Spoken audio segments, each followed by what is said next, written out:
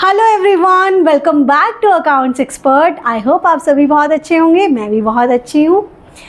इस वीडियो में हम लोग बात करने वाले हैं पिवट टेबल के बारे में, या फिर मैं कहूँ कि ये वीडियो होने वाला है आपके लिए एक वन स्टॉप सॉल्यूशन। जितनी भी सर्च करते हो कि पिवट टेबल कैसे बनती है, कैसे उसमें फील्ड्स लगाई जाती हैं, कैसे उसमें डेटा को जनरेट किया जाता है, कैसे टेबल बनाई जाती है, अब ये सारी चीज़ें एक ही वीडियो में सब कवर हो जाएगा। इसीलिए तो मैं कह रही हूँ कि ये वीडियो होने वाला है आपके लिए एक वन स्टॉप सॉल्यूशन। सबसे पहले बात करते हैं कि इस वीडियो के अंदर मैंने क्या क्या चीज़ें इन्वॉल्व की हैं। तो देखिए, सबसे पहले मैं बताती हूँ आपको इस वीडियो के अंदर मिलेगा डेटा प्रैक्टिस करने के लिए। जितनी भी टाइम की ये ड्यूरेशन की वीडियो होगी ना, उस टाइम पे हम लोग बार बार अपने डेटा पे वो प्रैक्टिस करते रहेंगे। सेम चीज़ अगर अप्लाई हो रही है तो दोबारा अप्लाई करेंगे। ऐसा नहीं होगा कि हम उसे फास्ट फॉरवर्ड कर दें, हम साथ मिलकर उसे बनाएंगे। The second thing is that pivot table analysis. हम लोग पिवट टेबल को सिर्फ ऐसे नहीं बनाएंगे कि फील्ड्स ऐड कर दी एंड आपकी पिवट टेबल बन गई है। नहीं, हम लोग ऐसे बनाएंगे कि हम वो चीज़ क्यों बना रहे हैं, उसका ज़रूरत क्या है, उससे क्या आउटपुट निकल के आएगा। तीसरी चीज़ आपके पास आती है basic to advance option explore. जैसे ही आप पिवट टेबल बनाते हैं, देखिए, जब भी हम कुछ चीज़ इंसर्ट करते हैं तो उसके खुद के ऑप्शंस अवेलेबल होते हैं उसमें कुछ भी चेंजेस करने के लिए। तो पिवट टेबल को जब भी आप ऐड करते हो तो उसके अंदर भी ऑप्शंस होते हैं। तो यहाँ पे हम बेसिक से लेके एडवांस तक के सारे ऑप्शंस को एक्सप्लोर करेंगे और उन ऑप्शंस को इस तरीके से एक्सप्लोर करेंगे कि आपको वो एक एक करके समझ आए एंड रिलेटेबिलिटी क्रिएट होती जाए। Last but not the least आता है आपके पास, which is structure designing from scratch. देखिए, जब भी हम कोई काम करते हैं तो हम लोग, अगर कोई बिगनर है तो उसे ये नहीं पता होता कि उसे उस टाइम पे क्या सोच रखनी चाहिए, किस तरीके से उस सोच को ऐसे बिल्ड करते हुए ले जाना चाहिए कि आपका जो आउटपुट है, जो डिज़ायर्ड आउटपुट है, वो आ सके। तो यहाँ पे हम उस सोच के थ्रू चलने वाले हैं। वो सोच कैसे बिल्ड की जाएगी, देखिए मैं आपको दिखाती हूँ। यहाँ पे हमने यहाँ इतनी सारी शीट्स यूज़ की हैं। एक शीट जहाँ पे मैंने आपको प्रॉपरली उस सोच के बारे में पूरा सिनेरियो समझाया है, ऐसे लिखकर पूरा आपको बताया है कि आपको क्या सोचना चाहिए, कैसे सोचना चाहिए। आप अगर घर में अपने ये वीडियो देख रहे हो तो उस टाइम नोटबुक में आपको क्या क्या लिखकर आपको इसके बारे में सोचना चाहिए। हम लोग यहाँ पे दो तरीके के डेटा में काम करने वाले हैं। सबसे पहले मैंने आपको बताया जैसे कि हम बेसिक टू एडवांस सारे काम होंगे। तो सबसे पहले आप एक बेसिक डेटा पे काम करेंगे कि बहुत सिंपल सा डेटा लिया और सिंपल सी पिवट टेबल समझाई ताकि आपके बेस स्ट्रांग हो जाए। बेस स्ट्रांग होने के बाद जो हम लोग काम करेंगे वो करेंगे हमारे जो एक्चुअल डेटा है, जो कि इतना बड़ा डेटा है जो आपको जर्नल लाइफ में मिलता है। जो आपके मैनेजर्स आपको डेटा देते हैं वो इसी तरीके से होता है, इतना ही बड़ा डेटा होता है। तो उसके बाद आप इस डेटा में काम करेंगे और सारे फीचर्स इस डेटा में बनाना सीखेंगे। आपको जो पिवट टेबल देखने को मिलेगी, देखिए यहाँ पे हमारा कुछ हिस्सा मैं आपको दिखा सकती हूँ पिवट टेबल का। इस तरीके से आप ड्रॉप डाउन कैसे लगाना है, किस टाइप के कलर्स चाहिए, किस टाइप के चार्ट्स चाहिए, हर तरीके की चीज़ों को हम पिवट टेबल में सीखेंगे। तो इन शॉर्ट, अब जो हम सीखने वाले हैं, ये जितने भी ड्यूरेशन की वीडियो होने वाली है, आपको ड्यूरेशन एक्स्ट्रा लग सकता है बिकॉज यही चीज़ आपको 1 आवर में भी अवेलेबल हो सकती है। लेकिन जितना डीप स्टडी एंड जितना हमने ये सोचा है कि साइकोलॉजिकल हमें क्या सोच कर चलना चाहिए, उसके अकॉर्डिंग इसका ड्यूरेशन इतना लंबा है। लेकिन लास्ट तक बने रहिएगा ताकि आप पूरा जब यहाँ से जाएंगे ना तो इस तरीके की पिवट टेबल्स आपको बहुत आसानी से बनानी आ जाएगी। तो आप मेरे साथ एंड तक ज़रूर बने रहिएगा। साथ ही साथ में मैं आपको ये ज़रूर बता देना चाहती हूँ कि आपको डिस्क्रिप्शन के अंदर लिंक्स मिल जाएंगे उन सभी प्रैक्टिस शीट के, मतलब जो सिंपल डेटा है वो भी, ये पूरी शीट का आपको यहाँ पे लिंक मिल जाएगा, यहाँ पे भी मिल जाएगा। साथ ही साथ में टेलीग्राम ग्रुप को भी ज्वाइन कर लें, वहाँ पे भी मैं इस शीट को शेयर कर दूँगी। तो प्लीज़ आप मेरे साथ लास्ट तक बने रहिए। अब ज़्यादा देर नहीं करते हैं, लेट्स गेट स्टार्टेड। देखिए, हम लोग करने वाले हैं पिवट टेबल। तो पिवट टेबल करने से पहले हमें ये जानना बहुत ज़रूरी है कि पिवट टेबल होता क्या है। क्या ये नॉर्मल टेबल होती है, या फिर अगर ये नॉर्मल टेबल नहीं होती है तो ये नॉर्मल टेबल से कैसे अलग होती है। देखिए, जो पिवट टेबल होती है वो बेसिकली टेबल के जैसी ही है, लेकिन उसके अंदर कुछ हमें ऐसे फीचर्स मिल जाते हैं, ऐसे टूल्स मिल जाते हैं जिससे कि हम अपने इंसाइट्स को जल्दी और फ्रिक्वेंटली चेक कर सकते हैं। नॉर्मल टेबल में, नॉर्मल टेबल भी टेबल ही होती है, आपको डेटा दिखाती है, आप उसमें काम करते हो। लेकिन यहाँ पे जो आपका मैनुअल जो काम है ना, वो थोड़ा सा इंक्रीज़ हो जाता है। आपको फॉर्मूलाज लगाने पड़ेंगे, आपको खुद से काम करना पड़ेगा, तब जाके आप उसमें कोई रिजल्ट देख सकते हैं। लेकिन when I talk about the pivot table की बस यही खासियत है और सबसे ज़्यादा कुछ अच्छा मैं कह सकती हूँ, सबसे ज़्यादा अच्छा यही है कि वहाँ पे हम लोगों को बस कुछ ऑप्शंस को चूज़ करना है, तो जो काम मैनुअल वाला था वो सारा वो ऑटोमेटिकली करके दे देता है। तो जो चीज़ ऑटोमेटिकली हो रही है तो ऑब्वियसली वो लेस टाइम कंज्यूमिंग होगी, मतलब हम जल्दी से काम कर सकते हैं rather than the table, and साथ ही साथ में हम लोगों को एक बेटर रिजल्ट भी मिलेगा। और हम लोगों को जो भी ये कॉम्प्लिकेशंस होती हैं जिसमें हमें बहुत सारे फॉर्मूलाज लगाने होते हैं उससे नहीं गुजरना पड़ेगा। तो पिवट टेबल और टेबल में ये डिफरेंस होता है, एंड पिवट टेबल आपको इसीलिए यूज़फुल होती है। इसके आगे बढ़ते हैं, पिवट टेबल के बारे में जब जानेंगे तो सबसे पहले देखिए पिवट टेबल भी डेटा से बन रही है, तो पहले जो हम लेके चलेंगे वो एकदम सिंपल डेटा लेके चलेंगे। एकदम सिंपल टेबल से हम लोग एक पिवट टेबल बनाएंगे, उससे हम बेसिक चीज़ें सीखेंगे, उसमें कैसे हम काम करते हैं वो सीखेंगे, उसका इंटरफेस सीखेंगे, और उसके बाद ही हम एक बड़े डेटा पे काम करेंगे जहाँ पे आपका एडवांस काम होने वाला है। तो मैं आपको दिखाती हूँ यहाँ पे ये जो डेटा लिया है ये बहुत ही सिंपल एंड बहुत ही छोटा सा डेटा लिया है। ये सिर्फ आपको ये समझाने के लिए कि पिवट टेबल कैसे काम करती है, सिर्फ बस ये समझाने के लिए। जैसे ही आप ये इसका बेसिक वर्जन समझ जाएंगे पिवट टेबल के बारे में, उसके बाद जो हम लोग बढ़ेंगे वो इस डेटा के साथ बढ़ेंगे। आप देख सकते हैं ये आपका फुल फ्लैश डेटा है, काफ़ी सारी रॉज हैं, काफ़ी सारा कॉलम्स है, काफ़ी बड़ा डेटा है ये। तो फिर उसके बाद हम लोग इस डेटा में काम करेंगे, बिकॉज इनिशियली जब अगर आपने नॉर्मल डेटा पे काम नहीं किया और सीधा ही एक ह्यूज डेटा पे काम करने लगे तो आप कंफ्यूज हो सकते हो। I don't want you to confuse it, okay. तो हमारा डेटा क्या है, सबसे पहले हम देखते हैं। सबसे पहले हमें यहाँ पे क्या मिला हुआ है, प्रोडक्ट नेम है कि कौन कौन से प्रोडक्ट में हम डील कर रहे हैं। उसके बाद सेल्समैन है कि किस किस सेल्समैन ने क्या क्या सेल किया है, कौन सी सिटी में, मान लीजिए हमारे अलग अलग सिटी में सेल होती है तो अलग अलग सिटी में किया है और क्या सेल किया है। तो हमारे पास ये 4 चीज़ें हैं। अब अगर मान लो मैं जानना चाहती हूँ कि डेल के लैपटॉप टोटल कितने बिके, डेल के कितने टोटल लैपटॉप कितने बिके, अगर मुझे ये जानना है तो अगर मैं मैनुअल करने बैठूंगी तो सिंपल है कि मैं सम एफ फॉर्मूला लगाऊंगी। सम एफ से क्या होगा, ये मुझे सम करके दे देगा जितने भी डेल लैपटॉप है उनका, लेकिन उसमें भी टाइम लगेगा, उसमें भी वो लगेगा, मतलब आपको पूरा का पूरा फॉर्मूला लगाना पड़ेगा, वो आना भी चाहिए, वो सही से लगना भी चाहिए। तो अब पिवट टेबल उसको बहुत ही ईजी बना देती है। Let me just remove it first and then हम लोग पिवट टेबल बनाने की तरफ बढ़ेंगे। पिवट टेबल बनाने के लिए आपको करना कुछ नहीं होता, आपको क्या करना है, आपने डेटा सेलेक्ट करना है। आपने डेटा सेलेक्ट किया विद द हेडिंग, याद रखें विद द हेडिंग आपने डेटा सेलेक्ट किया। अगर नीचे कोई टोटल लिया हुआ है तो उस टोटल को सेलेक्ट ना कीजिएगा, बिकॉज वो पिवट टेबल में फिर एक और हेडिंग बन के आ जाएगा और वो आपको फिर बाद में दिक्कत करता रहेगा। तो इसीलिए मेक श्योर कीजिएगा कि नीचे अगर कोई टोटल है तो आप उसे ना लें, ऊपर अगर हेडिंग है तो आपको वो हेडिंग लेनी है। मैंने यहाँ सेलेक्ट किया है, उसके बाद इंसर्ट पे जाएंगे। देखिए इनिशियली हम जितना काम करेंगे हम लॉन्ग टर्म तरीके से करेंगे, मतलब लाइक जो भी उसका मेन तरीका है उससे करेंगे। जैसे जैसे हम वीडियो में आगे बढ़ते जाएंगे हम लोग हर चीज़ शॉर्टकट की से करने लग जाएंगे। तो अभी के लिए हम क्या करेंगे, इंसर्ट में जाएंगे। यहाँ पे आपको टेबल्स के अंदर 2 से 3 ऑप्शंस मिलते हैं। The first one is pivot table, the other one is recommended pivot table and the third one is table. तो मुझे टेबल तो नहीं बनाना है, टेबल में तो क्या होगा, बस ये टेबल देखो, पहले मैं आपको टेबल बना के दिखाती हूँ। इसने हेडर लिया, माई टेबल हैज़ हेडर्स। हेडर्स का मतलब होता है ऊपर की हेडिंग, कि मेरे टेबल के अंदर जो ऊपर का जो रो दिखे वो हेडिंग के तौर पर रखना है। ओके जी, ओके किया तो देखिए ये टेबल बन गई है और यहाँ फिल्टर्स लग गए हैं।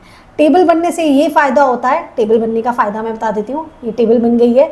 अब जब भी आप नीचे कोई एंट्री करोगे, जैसे मैं कुछ भी लिख रही हूँ, अभी मैं कुछ भी लिख रही हूँ, यहाँ सिंपल लैपटॉप लिख देते हैं, लैपटॉप। तो देखिए ये अपने आप इसमें बॉर्डर लग गया है ना, अपने आप इसकी फॉर्मेटिंग हो गया, हल्का सा कलर दूसरा आ गया है। ये कैसे आया, क्योंकि ये टेबल में जब आपके पास, अच्छा अब मैं देखूँ नॉर्मल, इसको टेबल से हमने अंडू कर दिया है। अब ये नॉर्मल डेटा है, इसमें कोई टेबल नहीं लगी हुई है, कोई फिल्टर नहीं लगे हुए, कोई टेबल नहीं है ये।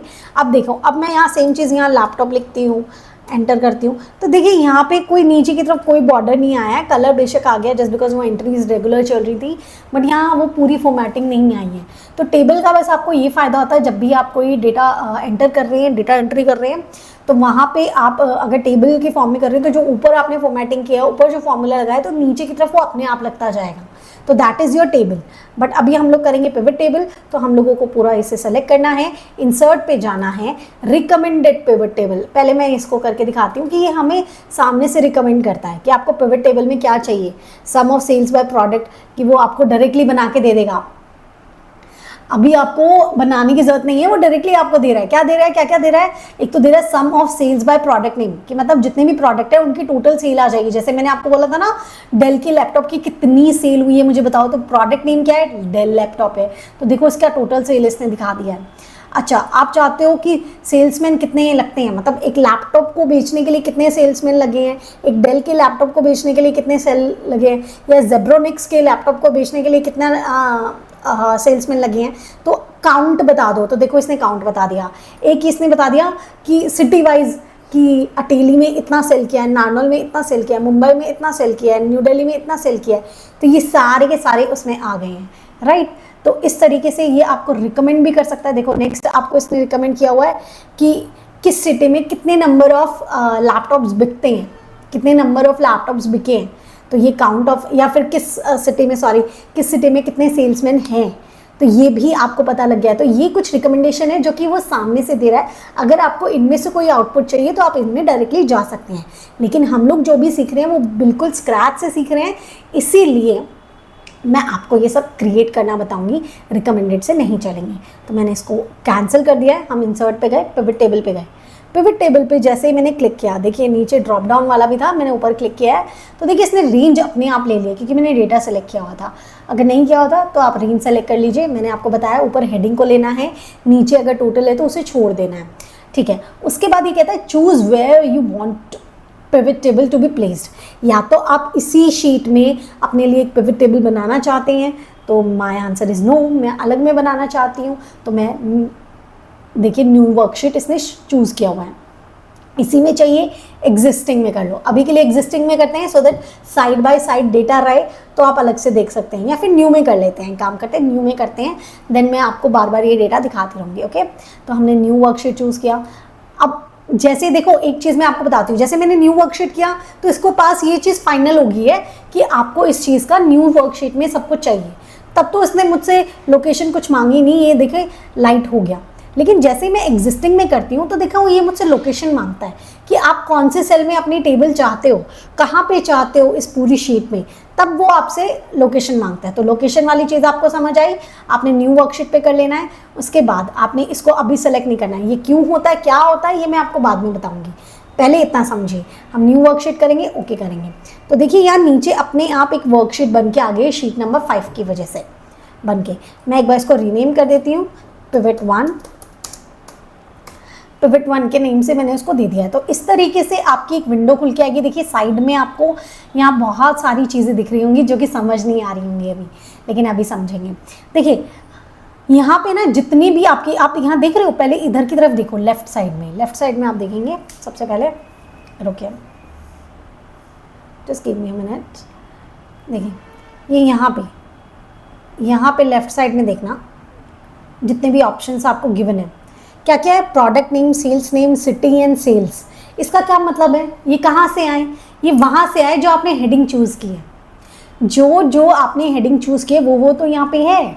आपकी क्या हेडिंग थी, प्रोडक्ट नेम था, सबसे ऊपर आपके प्रोडक्ट नेम था, जाके अपना डेटा देखो, सबसे पहले प्रोडक्ट नेम है, फिर सेल्समैन है, फिर सिटी है, फिर सेल्स है, और उसी तरीके से देखो यहाँ पे हेडिंग लिख के आई है, प्रोडक्ट नेम है, सेल्समैन है, सिटी है एंड सेल्स है। तो इसीलिए वहाँ पे हमें हेडिंग चूज़ करनी होती है सो दैट यहाँ पे वो इसी तरीके से आ जाए, तभी तो हम अपनी टेबल बनाएंगे। टेबल के लिए हेडिंग भी तो चाहिए, तो यहाँ पे आपने हेडिंग ले लिया। अब जो आपको यहाँ पे दिख रहा है, यहाँ पे जो दिख रही हैं चीज़ें, वो क्या क्या चीज़ें हैं वो समझते हैं। देखिए आपको क्या क्या दिख रहा है, मैं अभी यहीं पे लिख लेती हूँ। आपको दिख रहा है एक तो फिल्टर्स, ओके, एक आपको दिख रहा है कॉलम, ओके, एक आपको दिख रहा है रॉज, ओके, और एक आपको दिख रहा है वैल्यूज़, ठीक है। अब एक बात बताओ, जब भी हम कोई टेबल बना रहे हैं, ऐसे कोई टेबल बन रही है,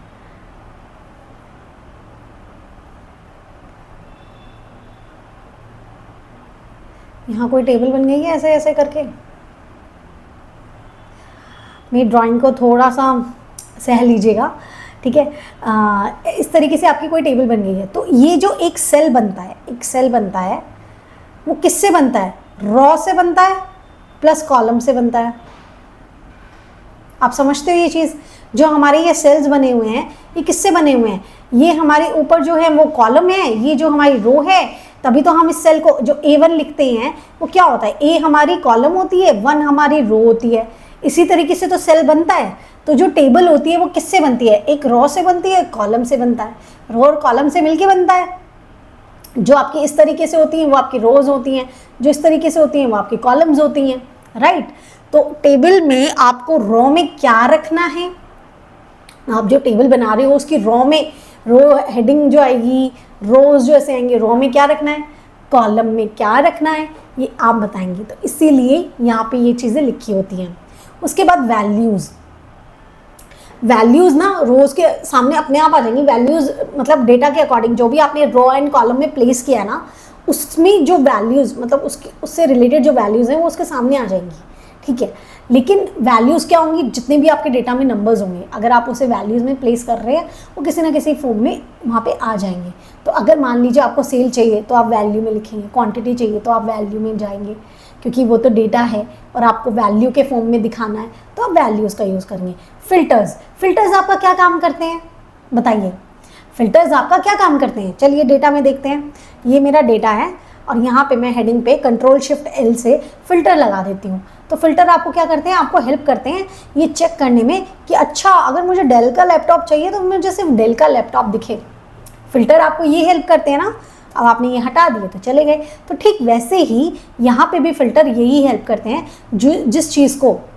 जिस चीज़ को आप फिल्टर में डालते हैं, जिस चीज़ को, जिस भी, चाहे प्रोडक्ट नेम को डाल दो, चाहे सिटी को डाल दो, चाहे रीजन को डाल दो, चाहे सेल्स मैन को डाल दो, जिस भी चीज़ को आप फिल्टर में डालते हो फिर उसमें ना एक फ़िल्टर लग के आ जाएगा कि किस अकॉर्डिंग आपको डेटा चाहिए।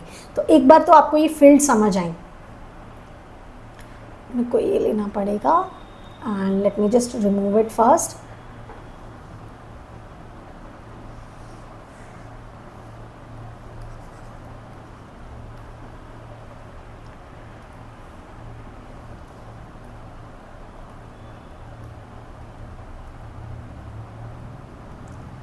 Just give me a minute. मैंने इसे रिमूव कर लिया है, ठीक है। अभी हम आ गए अपनी पिवट टेबल में। तो यहाँ पे जहाँ पे भी आप क्लिक कर देंगे ना पिवट टेबल में, तो आपकी साइड में फील्ड आ जाएगी। देखिए जब भी मैं आपको बोलती हूँ कि हम कुछ भी इंसर्ट करते हैं, whether it's picture, whether it's table, whether it's screenshot, chart, कुछ भी करते हैं तो उसमें जो काम करना होता है उसके लिए एक टैब ऑटोमेटिकली बन के आ जाता है। तो अभी हमने एक पिवट टेबल इंसर्ट की है तो देखिए ऊपर आ गया है pivot table analyse and design. ये 2 नए टैब आ गए हैं, ठीक है। तो ये 2 नए टैब में जब भी हमें कुछ पिवट टेबल में चेंजेस करने होंगे तो हम इनके थ्रू करेंगे। दूसरी चीज़, अब देखो साइड की चीज़ें मैंने आपको बताई, filters, columns, rows and values, okay. अब मैं पहले इंटरफेस का बता देती हूँ, देन हम उसको प्रैक्टिकली इम्प्लीमेंट करना शुरू कर देंगे। देखिए एक तरीका तो ये जिस तरीके से आपको दिख रही है ये टेबल, एक तरीका और आता है जैसे कि आपने यहाँ सेटिंग पे क्लिक किया। देखिए मैं ये सेटिंग पे क्लिक कर रही हूँ, सेटिंग पे क्लिक किया और यहाँ पे ना आपको अलग अलग ऑप्शन मिलते हैं कि आपको किस तरीके से अपनी पिवट टेबल को, जो ये साइड में जो फील्ड दिख रही है ना, आप किस में कंफर्टेबल हो। आप अगर इस तरीके से कंफर्टेबल हो कि ऊपर तो आपके सारे फील्ड दिखे एंड आप ड्रैग कर करके नीचे ले आओ, या तो ये तरीका है। दूसरा तरीका क्या है कि आप इस तरीके से जैसे मैंने किया हुआ था पहले कि साइड में आपकी फील्ड दिखे एंड आप ड्रैग कर करके यहाँ ले आओ। मान लीजिए बहुत सारी फील्ड होगी, ये बहुत बड़ा डेटा है तो आप चाहते हो सिर्फ फील्ड दिखे, तो फील्ड सेक्शन, अभी तो ये सिर्फ डेटा दिख रहा है और आप चाहते हो सिर्फ एरियाज़ दिखें कि फिल्टर्स में क्या है, कॉलम्स में क्या है, तो आप ये देख सकते हो और उन्हें एडजस्ट कर सकते हो। ये हम करेंगे ये, ठीक है। एरिया वाइज देखना चाहते हो तो इस तरीके से, तो जैसा भी आपको कंफर्टेबल लगता है आप वैसा कर सकते हो, ठीक है। तो ये सॉर्टिंग मैं आपको बाद में बताऊंगी जब हमारे पास बहुत सारा डेटा होगा। तो अभी हम लोग का किस तरीके से लेते हैं, इस तरीके से हम लोगों को बेहतर लग रहा है तो हम लोगों ने इस तरीके से इसे अरेंज कर लिया है। अभी क्या है, देखिए हमें बनानी है पिवट टेबल। तो जो भी डेटा आपके पास ज़्यादा होता है, जैसे कि आपके प्रोडक्ट नेम देखो कितने सारे हो गए, आपके सेल्समैन नेम कितने सारे हो गए, है ना, तो और वो भी यूनिक बहुत सारे हो गए, तो उनको हम रॉ में रखते हैं। रॉ में कैसे रखेंगे, एक बार के लिए काम करते हैं, प्रोडक्ट नेम के सिटी के उससे कर लेते हैं। तो मैंने इसको पकड़ा और इसे ड्रैग करके नीचे की तरफ ले आए। ड्रैग नहीं करना, कोई बात नहीं, टिक कीजिए, ये ऑटोमेटिकली। जब आपको नहीं पता है कि आपको क्या चीज़ रॉ में लेके जानी है, क्या चीज़ कॉलम में लेके जानी है, देखो पहली चीज़ है कि you are very like you know that thing कि आपको कौन सी चीज़ रॉ में लेके जानी है, कौन सी चीज़ कॉलम में लेके जानी है, तब तो आप सिंपली उसको होल्ड करोगे और ड्रैग करके ले जाओगे। लेकिन अभी आपको पता नहीं है कि कहाँ ले जानी है, आप बिगनर हो इस चीज़ में, तो आप सिंपली ना इसको ऑन कर दो, तो ये ऑटोमेटिकली आपको बता देगा अच्छा इसको वहाँ होना चाहिए। अब मैंने सेल्स को ऑन किया तो यहाँ होना चाहिए। आपको पता है ना सेल्स में क्या है, आपका अमाउंट लिखा है, अमाउंट किस में जाएगा, वैल्यूज़ में जाएगा। तो आपने इसको ऐसे किया तो ये वैल्यूज़ में आ गया। अब देखो ऊपर तो सेल्स लिखा था लेकिन वैल्यूज़ में लिख के आया सम ऑफ सेल्स, यहाँ पे देख रहे हो ऑटोमेटिकली सम करके दे दिया, मुझे सम इफ लगाने की जरूरत नहीं है, यूनिक वैल्यूज़ ले ली है इसने। तो यहाँ पे जो सम आया वो कैसे आया, किसने डायरेक्टली कैलकुलेट करके दे दिया। अगर मान लीजिए मैं चाहती हूँ कुछ और कैलकुलेट करके, मुझे सम नहीं चाहिए, तो आप ये ड्रॉप डाउन पे क्लिक करेंगे, यहाँ पे इसको फील्ड बोलते हैं, वैल्यू फील्ड देंगे, ठीक है। वैल्यू फील्ड सेटिंग में जाएंगे और यहाँ से आपको कोई भी फंक्शन जो लगाना है, मैक्सिमम लगाना है, लो जी मैक्सिमम लगे, मैक्सिमम सेल कौन सी है वो आ गया है। हम जर्नली सम लेके चलते हैं, तो मैं यहाँ पे सम ले कर लेती हूँ एंड ओके करती हूँ, तो ये इस तरीके से आपका सम आ गया। तो ये समझा, सिटी में गया, वैल्यूज़ में आया।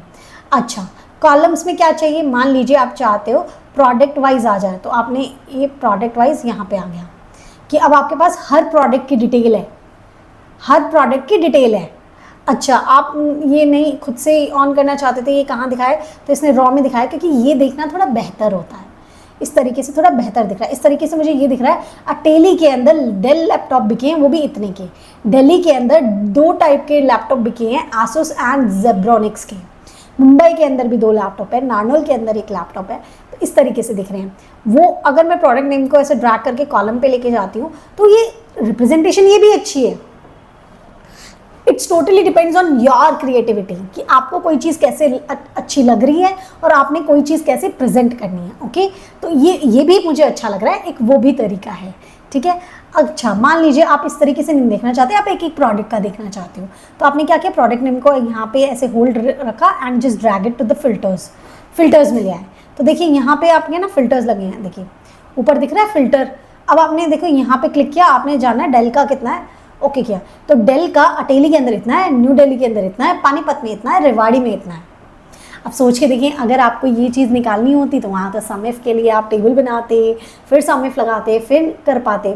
अच्छा मान लीजिए आप देखना चाहते हैं जेब्रोनिक्स का कितना है, तो आपने ओके किया तो जेब्रोनिक्स का आ गया कि दिल्ली में बिका है, मुंबई में बिका है, रेवाड़ी में बिका है और इतने इतने का बिका है, ठीक है। So this is how your pivot table works. आपको सबसे पहले यही समझने होंगे कि फ़िल्टर्स क्या होते हैं, कॉलम्स क्या होते हैं, रोज़ क्या होती हैं और वैल्यूज़ क्या होती हैं। और कहीं पे भी कोई भी आपको डाउट लगता है इस चीज़ में कि मैम मुझे यहाँ पे ये चीज़ समझ नहीं आई है, तो please let me know in the comment section. मैं आपकी क्वेरी सॉल्व करने की पूरी कोशिश करूँगी, ठीक है। तो यहाँ तक हम लोगों ने बनाया कि कैसे हम लोग टेबल बना सकते हैं। अभी देखिए मैं इसको थोड़ा जूम कर देती हूँ।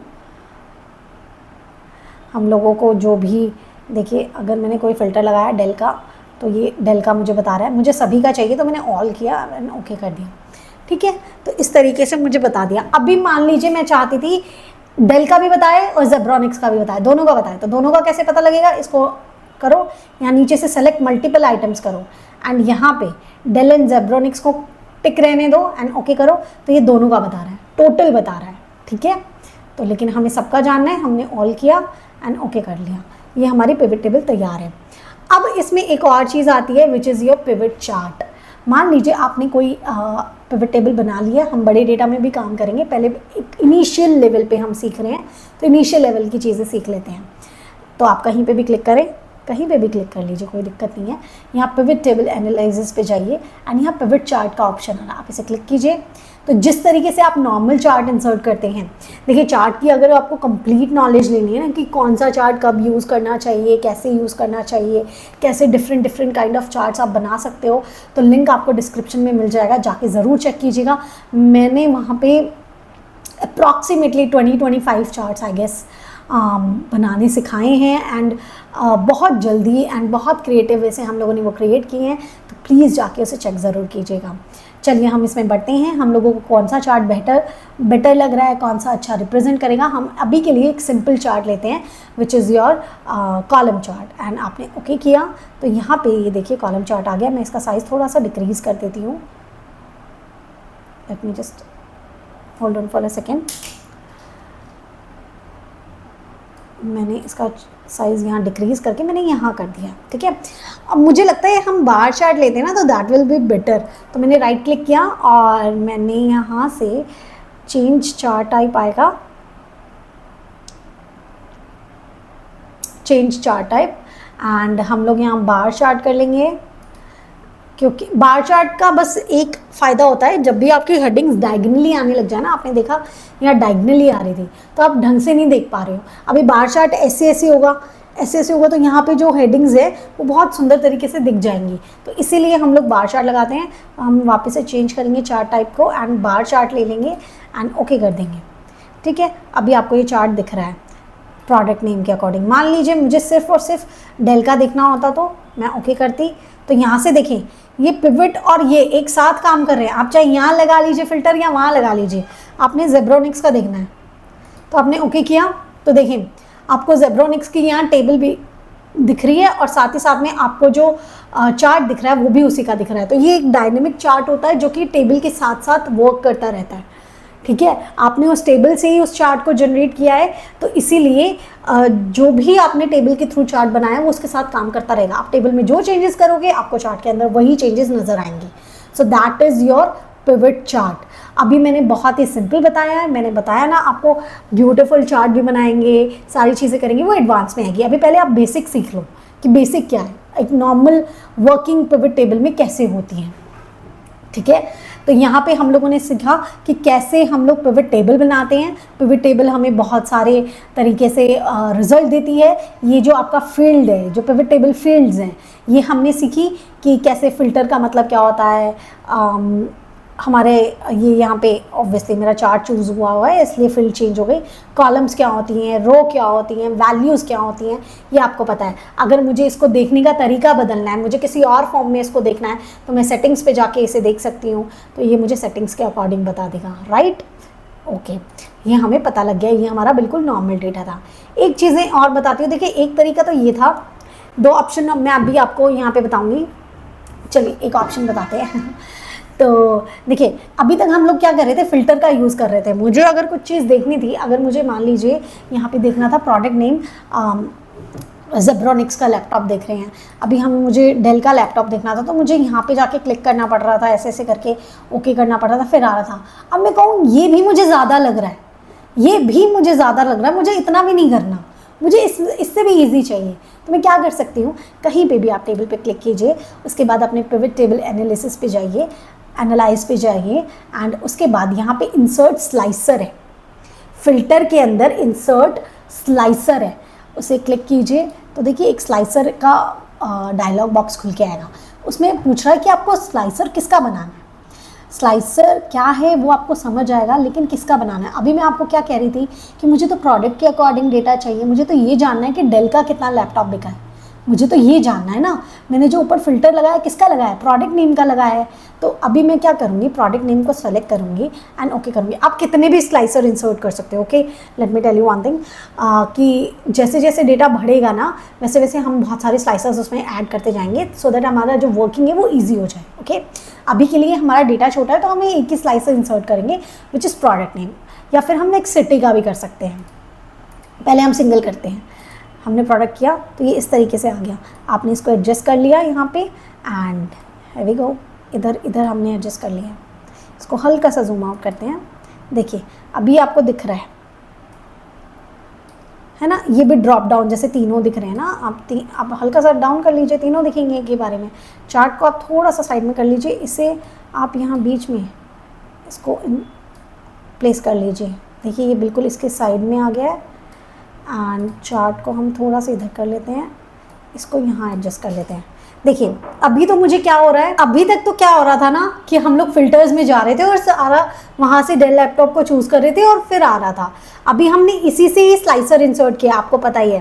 तो अब जैसे मैं डेल लैपटॉप पे क्लिक कर रही हूँ तो डेल का आ जा रहा है, एसोस पे किया तो उसका आ गया, जेब्रॉनिक्स पे किया तो उसका आ गया। और यहाँ पे देखो राइट साइड में आपका चार्ट भी ऑटोमेटिकली चल रहा है, बिकॉज चार्ट भी टेबल से जनरेट हुआ है, स्लाइसर भी टेबल से जनरेट हुई है। स्लाइसर में कुछ करते ही टेबल में चेंज होता है और टेबल के चेंज से चार्ट में चेंज होता है। तो ये सारी चीज़ें इंटरकनेक्टेड हैं। तो कितनी ईजी तरीके से अब आप सारा काम कर सकते हो। आपको डेल का देखना है, जस्ट क्लिक ऑन डेल, आपका आ गया। अच्छा चलिए एक और स्लाइसर इंसर्ट करते हैं। आपने यहाँ क्लिक किया, पिवट टेबल एनालिसिस पे गए और यहाँ पे इंसर्ट स्लाइसर किया एंड सिटी का आपने ले लिया एंड ओके किया, ठीक है। एंड मैं काम करती हूँ, सिटी जब यहाँ पे आई गई है तो सिटी यहाँ पे क्या करेगा, मैं इसे क्लिक करती हूँ एंड यहाँ से सिटी को हटा के, सिटी क्योंकि वहाँ पे स्लाइसर में भी आ गई है, सेल्समैन ले लेते हैं। सेल्समैन ने कितना क्या सेल किया तो ये आ रहा है, ठीक है। अभी डेल लैपटॉप न्यू दिल्ली में कितना सेल हुआ, तो सुमन ने सेल किया और इतने का सेल किया है ना। मान लीजिए अब आपने ये हटा दिया है, फिल्टर हटा दिया है, अब आपका ये क्लियर हो गया है। एक बार के लिए जैसे ही वो फिल्टर वाले साइन पे क्रॉस बना हुआ है, आप इस पर क्लिक करते हैं तो सारे फिल्टर्स क्लियर हो जाते हैं। अब आपको वापस से देखना है, पूरा डेटा आपके सामने है, पूरा डेटा सामने है, ठीक है। अभी आप और कैसे डेटा सामने है कि सेल्समैन का कितना क्या सेल किया है उसने, वो आपके पास डेटा है। अब आपको जानना है डेल लैपटॉप कितना सेल हुआ, डेल पे क्लिक किया। अच्छा डेल कितना सेल हुआ ये हमें पता लग गया है, कितना सेल हुआ, अनु, मनीष, राहुल, सुमन ने इतना इतना डेल का लैपटॉप सेल किया है। लेकिन अभी हमें सिटी नहीं पता कि कौन सी सिटी में कितना हुआ है। तो अभी मैंने क्या नार्नोल कर लेते हैं, ओके। जिसमें सेल ही नहीं हुआ तो देखो वो हाईलाइट ही नहीं हो रहा है, कह रहा है इसमें तो सेल ही नहीं किया है, तो इसको कैसे चूज़ कर सकते हो, इसको नहीं कर सकते।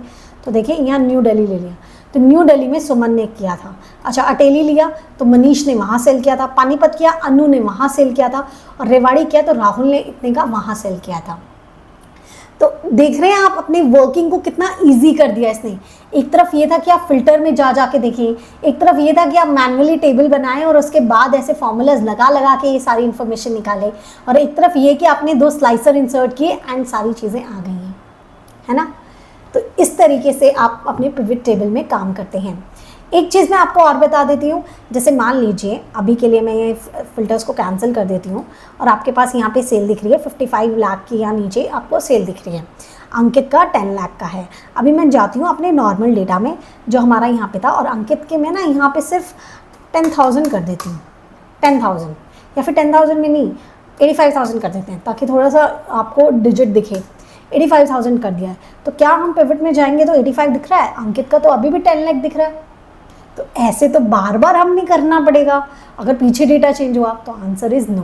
आप कहीं पे भी क्लिक कीजिए, पिवट टेबल एनालाइज में जाइए एंड यहाँ पे देखो रिफ़्रेश का ऑप्शन है, आप रिफ़्रेश पे क्लिक कीजिए। तो जैसे ही आप रिफ़्रेश करेंगे तो आपका जो भी मेन सोर्स डेटा है, मेन सोर्स डेटा कहाँ होता है, जहाँ आपका मेन डेटा होता है, उस मेन डेटा में जो भी आपने चेंजेस किए होंगे वो यहाँ रिफ्लेक्ट हो जाएंगे। आप जाके वहाँ पे वापस से चेक कर सकते हैं। मैंने मान लीजिए इसको कर दिया 56,325, ये कर दिया। अब यहाँ पे पिवट में देखोगे तो ऐसे कोई अमाउंट नहीं है, लेकिन जैसे ही आप इसे रिफ़्रेश करोगे तो देखिए ये आ गया है, अनु की जो है वो 56,325 हो गया है, और उधर से ही आपका डेटा भी चेंज हो जाता है। क्योंकि ये बात तो आप लगा के रखो, जैसे टेबल चेंज वैसे चार्ट चेंज, क्योंकि उन्हीं से ही ये निकल के आए हैं, टेबल से ही निकल के आए हैं। तो कोई भी चीज़ें चेंज होएगी वो टेबल में चेंज होएगी, ठीक है।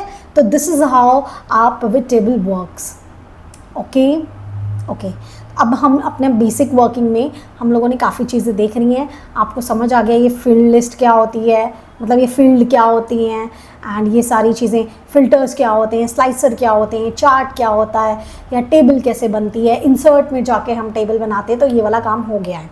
अब हम चलते हैं अपने दूसरे डेटा की तरफ, जो कि हमारा एक्चुअल डेटा है, जो कि काफ़ी ह्यूज डेटा पे हम लोग काम करने वाले हैं। मैं उस डेटा का ओवरव्यू देती हूँ आपको। देखिए सबसे पहले हमारे पास डेटा में क्या है, सीरियल नंबर है, नॉर्मल बात है। दूसरा फिर हमारे पास डेट है, ओके फाइन, कौन सी डेट पे क्या सेल हुआ है। उसके बाद हमारे पास मंथ है, अप्रैल में कब तक का मैंने जो ये डेटा लिया हुआ है वो लिया हुआ है इस वाले ईयर का, इस फाइनेंशियल ईयर का, अप्रैल से लेके, जस्ट बिकॉज अभी अक्टूबर चल रहा है, अप्रैल से लेके 15 अक्टूबर तक का आपके पास ये डेटा है, ठीक है। उसके बाद आपके पास आएगा कौन से क्वार्टर में है। तो जर्नली जो क्वार्टर हम लेते हैं, देखो जर्नली जो क्वार्टर होते हैं वो कैसे होता है, जनवरी टू मार्च। देखिए मैं आपको बताती हूँ, जर्नली जो क्वार्टर होंगे वो कैसे होंगे, कैसे होएगा, जैन टू मार्च आपका फर्स्ट क्वार्टर होगा, क्वार्टर 1, ठीक है। उसके बाद अप्रैल जून जुलाई, उसके बाद वो वाला चलेगा, या अप्रैल टू जून ले लो, जुलाई में तो नया शुरू हो जाता है क्वार्टर 2, इसी तरीके से क्वार्टर 3 एंड इसी तरीके से क्वार्टर 4 आता है। क्वार्टर 4 अपना ये आएगा जुलाई, सितंबर एंड अक्टूबर टू दिसंबर। जो नॉर्मल ज़िंदगी है अपनी, जो नॉर्मल तरीका है, उसमें जो क्वार्टर्स होते हैं वो ये होते हैं। अभी जो डेटा में जो क्वार्टर लिखा हुआ है वो फाइनेंशियल ईयर के तौर पे लिया हुआ है, क्योंकि हम वो डेटा बना रहे हैं। तो मैंने यहाँ पे किस तरीके से वो किया हुआ है कि अगर आपका अप्रैल टू जून को हमने क्वार्टर 1 लिया हुआ है, इसको क्वार्टर 2 लिया हुआ है, इसको क्वार्टर 3 लिया हुआ है एंड इसको क्वार्टर 4 लिया हुआ है, ठीक है। तो आपने कंफ्यूज नहीं होना, ये नहीं सोचना अरे डेटा गलत है, नहीं, वो फाइनेंशियल ईयर के अकॉर्डिंग उस तरीके से लिया हुआ है। आप वैसे भी ले सकते हो, it's totally depend on the data. हम लोग ये सीख रहे हैं आउटपुट कैसे निकालते हैं, ये नहीं देखना है कि ये डेटा सही है या गलत है, ठीक है। हम आउटपुट निकालना सीख रहे हैं। तो हम लोग अभी अपने डेटा में जाएंगे, हमने क्वार्टर वाइज ये किया हुआ है। मैंने ये कैसे निकालनी है मैं आपको बता देती हूँ। मैंने वी लुकअप के थ्रू ये कर लिया था, ओके। तो यहाँ आपको वो भी मिल जाएगा। उसके बाद नेम है, जितनी भी पार्टीज़ को हमने सेल किया है। उसके बाद कैटेगरी है कि किस कैटेगरी का हम प्रोडक्ट, हमारे पास कौन कौन सी कैटेगरी है, हमारे पास 3 से 4 कैटेगरी के प्रोडक्ट में हम डील करते हैं, तो वो सारी कैटेगरीज है। उसके बाद आपके पास प्रोडक्ट नेम आ जाएंगे कि कौन से प्रोडक्ट्स में आप डील कर रहे हो। हर कैटेगरी का भी तो कुछ प्रोडक्ट्स होते होंगे ना। अब आप इलेक्ट्रॉनिक में हो तो इलेक्ट्रॉनिक के अंदर भी तो 3 से 4 तरीके के प्रोडक्ट में डील कर सकते हो, तो वो आपके प्रोडक्ट नेम है। उसके बाद रीजन, आप कौन से रीजन में सेल कर रहे हो। उसके बाद सिटी, आप कौन सी सिटी में सेल कर रहे हो। उसके बाद स्टेट, कि आप कौन से स्टेट में सेल कर रहे हो। एंड जेंडर, कि मेल है या फीमेल है, कौन किसको सबसे ज़्यादा, मतलब कौन उसे परचेज़ करता है। जब भी वो कोई परचेज़ करता है, मान लीजिए मेरे पास ऑनलाइन सेल का डेटा है और वहाँ पे वो जैसे ही लॉगिन करता है तो हमें पता लग जाता है कि वो मेल है, फीमेल है, अदर है, तो यहाँ से हमें पता लग गया है। उसके बाद quantity, rate and amount, okay. तो ये हमारा डेटा है जिसके अंदर हम पिवट बनाने वाले हैं। तो हम सिंपली क्या करेंगे, इस पर क्लिक करेंगे।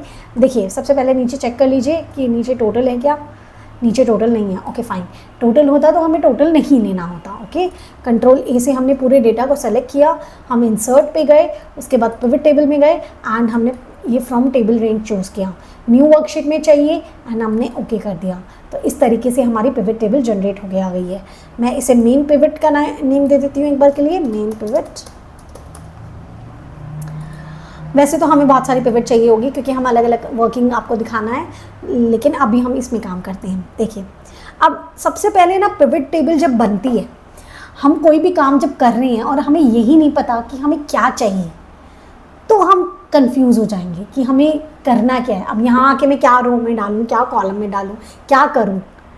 मैंने जब डैशबोर्ड सिखाया था तब भी स्क्रैच में मैंने आपको यही कहा था कि एक पिक्चर माइंड में क्लियर होनी चाहिए कि आपको करना क्या है, आप चाहते क्या हो, किस लिए काम कर रहे हो आप। तो ये चीज़ आपको पता होनी चाहिए। तो यहाँ पे मैं सबसे पहले क्वेश्चन क्या लेके चलूँगी, मैं अपने डेटा को देखती हूँ। डेटा को देखने से ही समझ आएगा कि हमारे पास डेटा क्या है और हम चाहते क्या है।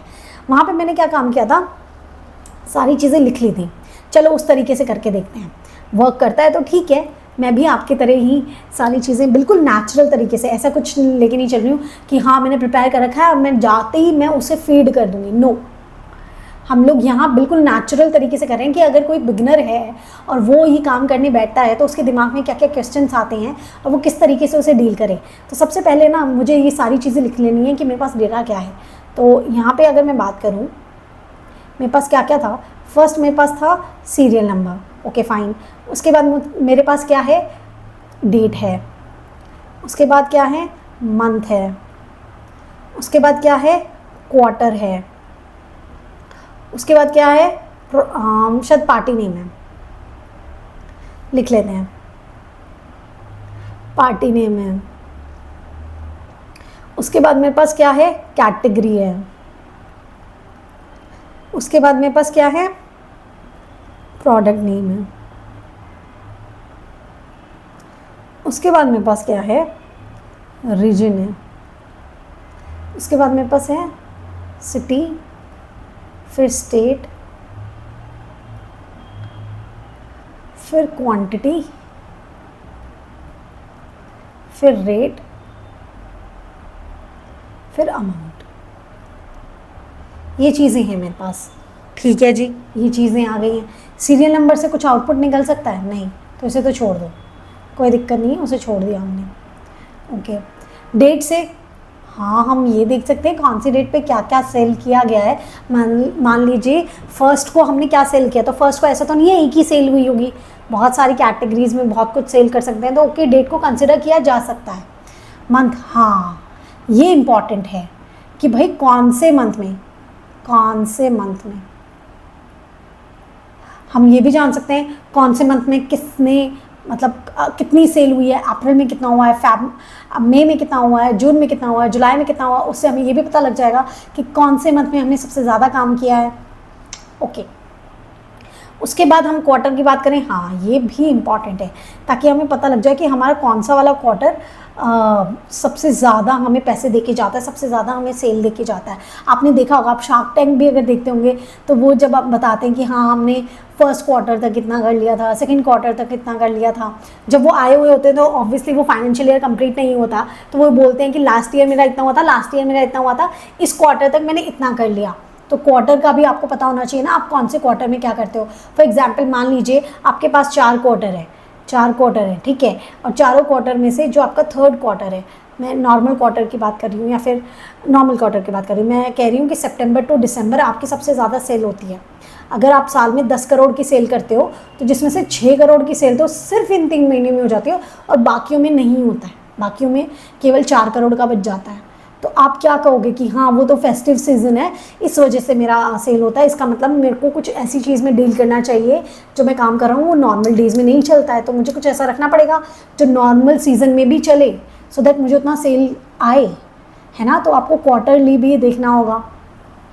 पार्टी नेम देख सकते हो अगर, बिकॉज यूनिक पार्टीज़ तो बहुत होंगी ना, यूनिक पार्टीज़ बहुत होंगी, तो मुझे नहीं लगता मेजरली हमें किसी पार्टी वाइज हमें कोई आउटपुट निकालना चाहिए। अगर आपके कोई मेजर क्लाइंट्स हैं या कुछ है कि हाँ मुझे तो इसी पे ही काम कर रहा हूँ, 2 से 3 क्लाइंट है उन्हीं का ही काम कर रहा हूँ, देन आप पार्टी को उतना कंसिडर कर सकते हो, बिकॉज वहाँ पे जो यूनिक पार्टीज़ हैं वो बहुत कम हो जाएंगी एंड उनका रोल ज़्यादा बढ़ जाएगा, ठीक है। तो पार्टी नेम को मैं उतना कंसिडर नहीं करके चलूँगी। कैटेगरी में हो सकता है, मान लीजिए हम 4 कैटेगरी में डील कर रहे हैं, 4 कैटेगरी में डील कर रहे हैं और चारों अलग अलग कैटेगरीज हमने किया हुआ है, एक जनरल स्टोर जैसा हमारा ऑनलाइन चल रहा है। अभी मुझे वही 10 करोड़ की सेल हुई थी ना, जिसमें से 6 करोड़ की मैंने फेस्टिव सीजन में की थी, वो सारा मेरा फूड वाला था। जो भी मैं फूड से रिलेटेड काम करती हूँ, जो भी मैं स्नैक्स से रिलेटेड काम करती हूँ वो वाला था, और बाकियों में मैं कुछ डेयरी प्रोडक्ट का काम कर रही हूँ या फिर मैं कुछ वेजिटेबल्स का काम कर रही हूँ या मैं कुछ और काम कर रही हूँ, वो चलता है। तो यहाँ मुझे समझ आया कि एक तो फेस्टिव सीजन, वो मुझे पता लग गया था मंथ और क्वार्टर से, ठीक है। दूसरा मुझे पता लगा मेरी कौन सी कैटेगरी बिकती है, भाई मेरे तो स्नैक बिकता है, लोगों को जंक खाना है और मेरा जंक बिक रहा है बहुत अच्छे से, तो मुझे जंक की तरफ मतलब जंक के लिए और मेहनत करनी चाहिए, मुझे वो वाले सेक्टर में और मेहनत करनी चाहिए, मुझे उसके लिए और वैरायटी निकालनी चाहिए, मुझे और प्रोडक्ट्स लॉन्च करने चाहिए, मुझे और मार्केट प्लेसेस पे जाना चाहिए। तो ये कैसे पता लगा? जब आपको कैटेगरी के बारे में पता लगा कि मेरी कौन सी कैटेगरी काम करनी है, तो इट्स इम्पॉर्टेंट टू नो कि कौन सी कैटेगरी काम कर रही है। तो कौन सी कैटेगरी सबसे ज़्यादा काम कर रही है, ओके फाइन। उसके बाद हम जानेंगे, क्या जानेंगे, उसके बाद हम जानेंगे प्रोडक्ट, कि उस कैटेगरी में कौन सा प्रोडक्ट काम करना है। तो मुझे इसी का ये सब पार्ट लगता है कि अगर कोई कैटेगरी का मुझे पता लग गया कि उस कैटेगरी में ये काम बहुत बढ़िया कर रहा है। अभी देखो मैंने फूड कैटेगरी ली, स्नैक आइटम वाला लिया, स्नैक आइटम जो जंक आइटम था उसके अंदर भी आपके पास कुछ 50 SKUs थे, 50 आपके पास प्रोडक्ट्स थे, 50 तरीके के स्नैक्स थे। अब आपने देखा जो मेरी 6 करोड़ की सेल है, फॉर एग्जांपल 6 करोड़ की सेल आ रही थी आपकी स्नैक्स से, कह रहे हो कि 50 प्रोडक्ट है और जिसमें से 20 प्रोडक्ट की सेल से ही मुझे 5 CR आ जाता है, तो आप समझ नहीं जाओगे कि बाकी के 30 प्रोडक्ट्स जो मैंने रखे हुए हैं उससे कितना लीस्ट आता है। वो 30 प्रोडक्ट में जितना मैं पैसा लगा रहा हूँ वो पैसा उठाकर इन 20 प्रोडक्ट्स में लगा दूँ या कोई नया प्रोडक्ट बना लूँ तो क्या मेरी सेल बढ़ नहीं जाएगी, है ना। तो ये डिसीजन आप कब ले पाओगे, जब आपको प्रोडक्ट के बारे में पता होगा। तो कैटेगरी के साथ साथ अगर आपको प्रोडक्ट के बारे में पता होगा तो आपको बहुत ही डीपर नॉलेज मिल जाएगी। उसके बाद रीजन, ये आपके लोकेशनल आ गए, रीजन, सिटी एंड स्टेट। आप जैसे मान लो आपका ई कॉमर्स है, आप ई कॉमर्स ऑनलाइन आप सेल कर रहे हो, ऑनलाइन की बात चल रही है, तो अब आप ये भी जानने चाहोगे ना कि इंडिया के कौन से पार्ट में, इंडिया का कौन से पार्ट में कौन सा प्रोडक्ट, कौन सी कैटेगरी का प्रोडक्ट कितना ज़्यादा सेल हो रहा है। फॉर एग्जांपल आपने कुछ ऐसे टेस्ट बनाए, कुछ मसाला टाइप एकदम टैंगी सा कुछ आपने क्रिएट किया है एंड वो नॉर्थ में बहुत बिक रहा है, बिकॉज नॉर्थ के लोग बहुत स्पाइसी खाना खाते हैं और बहुत स्पाइसीज होने चाहिए। फॉर एग्जाम्पल लेके चल रही हूँ, तो बहुत स्पाइसी अगर कुछ चाहिए तो वहाँ पे वो आया। मान लीजिए ईस्ट के लोगों को थोड़ा सा मीठा पसंद है, फॉर एग्जाम्पल कुछ वहाँ पे स्वीट चीज़ें ज़्यादा चलती हैं, तो आपको समझ आएगा कि ओ दैट्स वाई ये जो मसाला वाला मेरा स्नैक है ना वो ईस्ट में कम बिक रहा है लेकिन नॉर्थ में ज़्यादा बिक रहा है, बिकॉज वहाँ के टेस्ट बर्ड्स के अकॉर्डिंग है ये, लेकिन ईस्ट वालों के टेस्ट बर्ड्स के अकॉर्डिंग नहीं है ये। तो ये चीज़ आपको रीजन की सेल देख के भी पता लगेगा। रीजन के अंदर अगर आप प्रोडक्ट को देखोगे तो आपको प्रोडक्ट में कमियाँ पता लगेंगी, और खाली रीजन को देखोगे तो आपको रीजन का समझ आएगा, अच्छा इस रीजन में मैं कम काम कर रहा हूँ या इस रीजन में मैं ज़्यादा काम कर रहा हूँ, ठीक है। उसके बाद क्वांटिटी रेट, तो ये आपके वैल्यूज़ में आ जाती हैं, ये चीज़ें आप वैल्यूज़ में रखोगे। वैल्यूज़ में देखो दो चीज़ में डील कर सकते हो। अभी देखिए मैं जो काम कर रही हूँ वो जर्नल स्टोर वाला कर रही हूँ, मेरे अलग अलग कैटेगरीज हैं, अलग अलग प्रोडक्ट है, कोई चीज़ में पीसीज में आता है, कोई चीज़ केजीज में आती है, कोई चीज़ लीटर में आती है, तो कोई चीज़ बैग्स में आती है। तो क्वान्टिटी को मेज़र करना is bit difficult. And measure क्या करूँ मैं इसमें कि कितना बैग बिका, कितना इंडिविजुअली ठीक है, बट कंपेयर करूँ, कोई इंसाइट निकालूँ इससे जो बाकियों से निकल रहे हैं, वो थोड़ा मुझे कम नज़र आ रहा है, ठीक है। रेट से आप हाईली इतना अभी कुछ नहीं कर सकते। अमाउंट से मतलब जो हमारा टोटल सेल है, कोई पर्टिकुलर चीज़ हमें कितना सेल देके जा रही है वो हम इससे पता कर सकते हैं, एंड वही हमें पता करना है। वैल्यू की अगर मैं बात करूँ तो वही मुझे पता करना है। तो मुझे अब समझ आ गया मुझे क्या क्या करना है, मुझे डेट के साथ काम करना है, मुझे मंथ के साथ काम करना है, मुझे क्वार्टर के साथ काम करना है। ये एक साथ काम करेंगे, इन पे एक साथ काम करेंगे, इन पे एक साथ काम करेंगे। अरे बाबा एक सेकेंड, ये क्या हुआ, जूम हो गया, just give me a minute.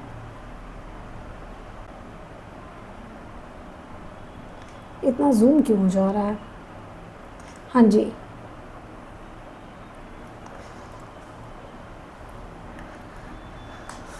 देखें, हल्का सा जूम करते हैं, हल्का सा।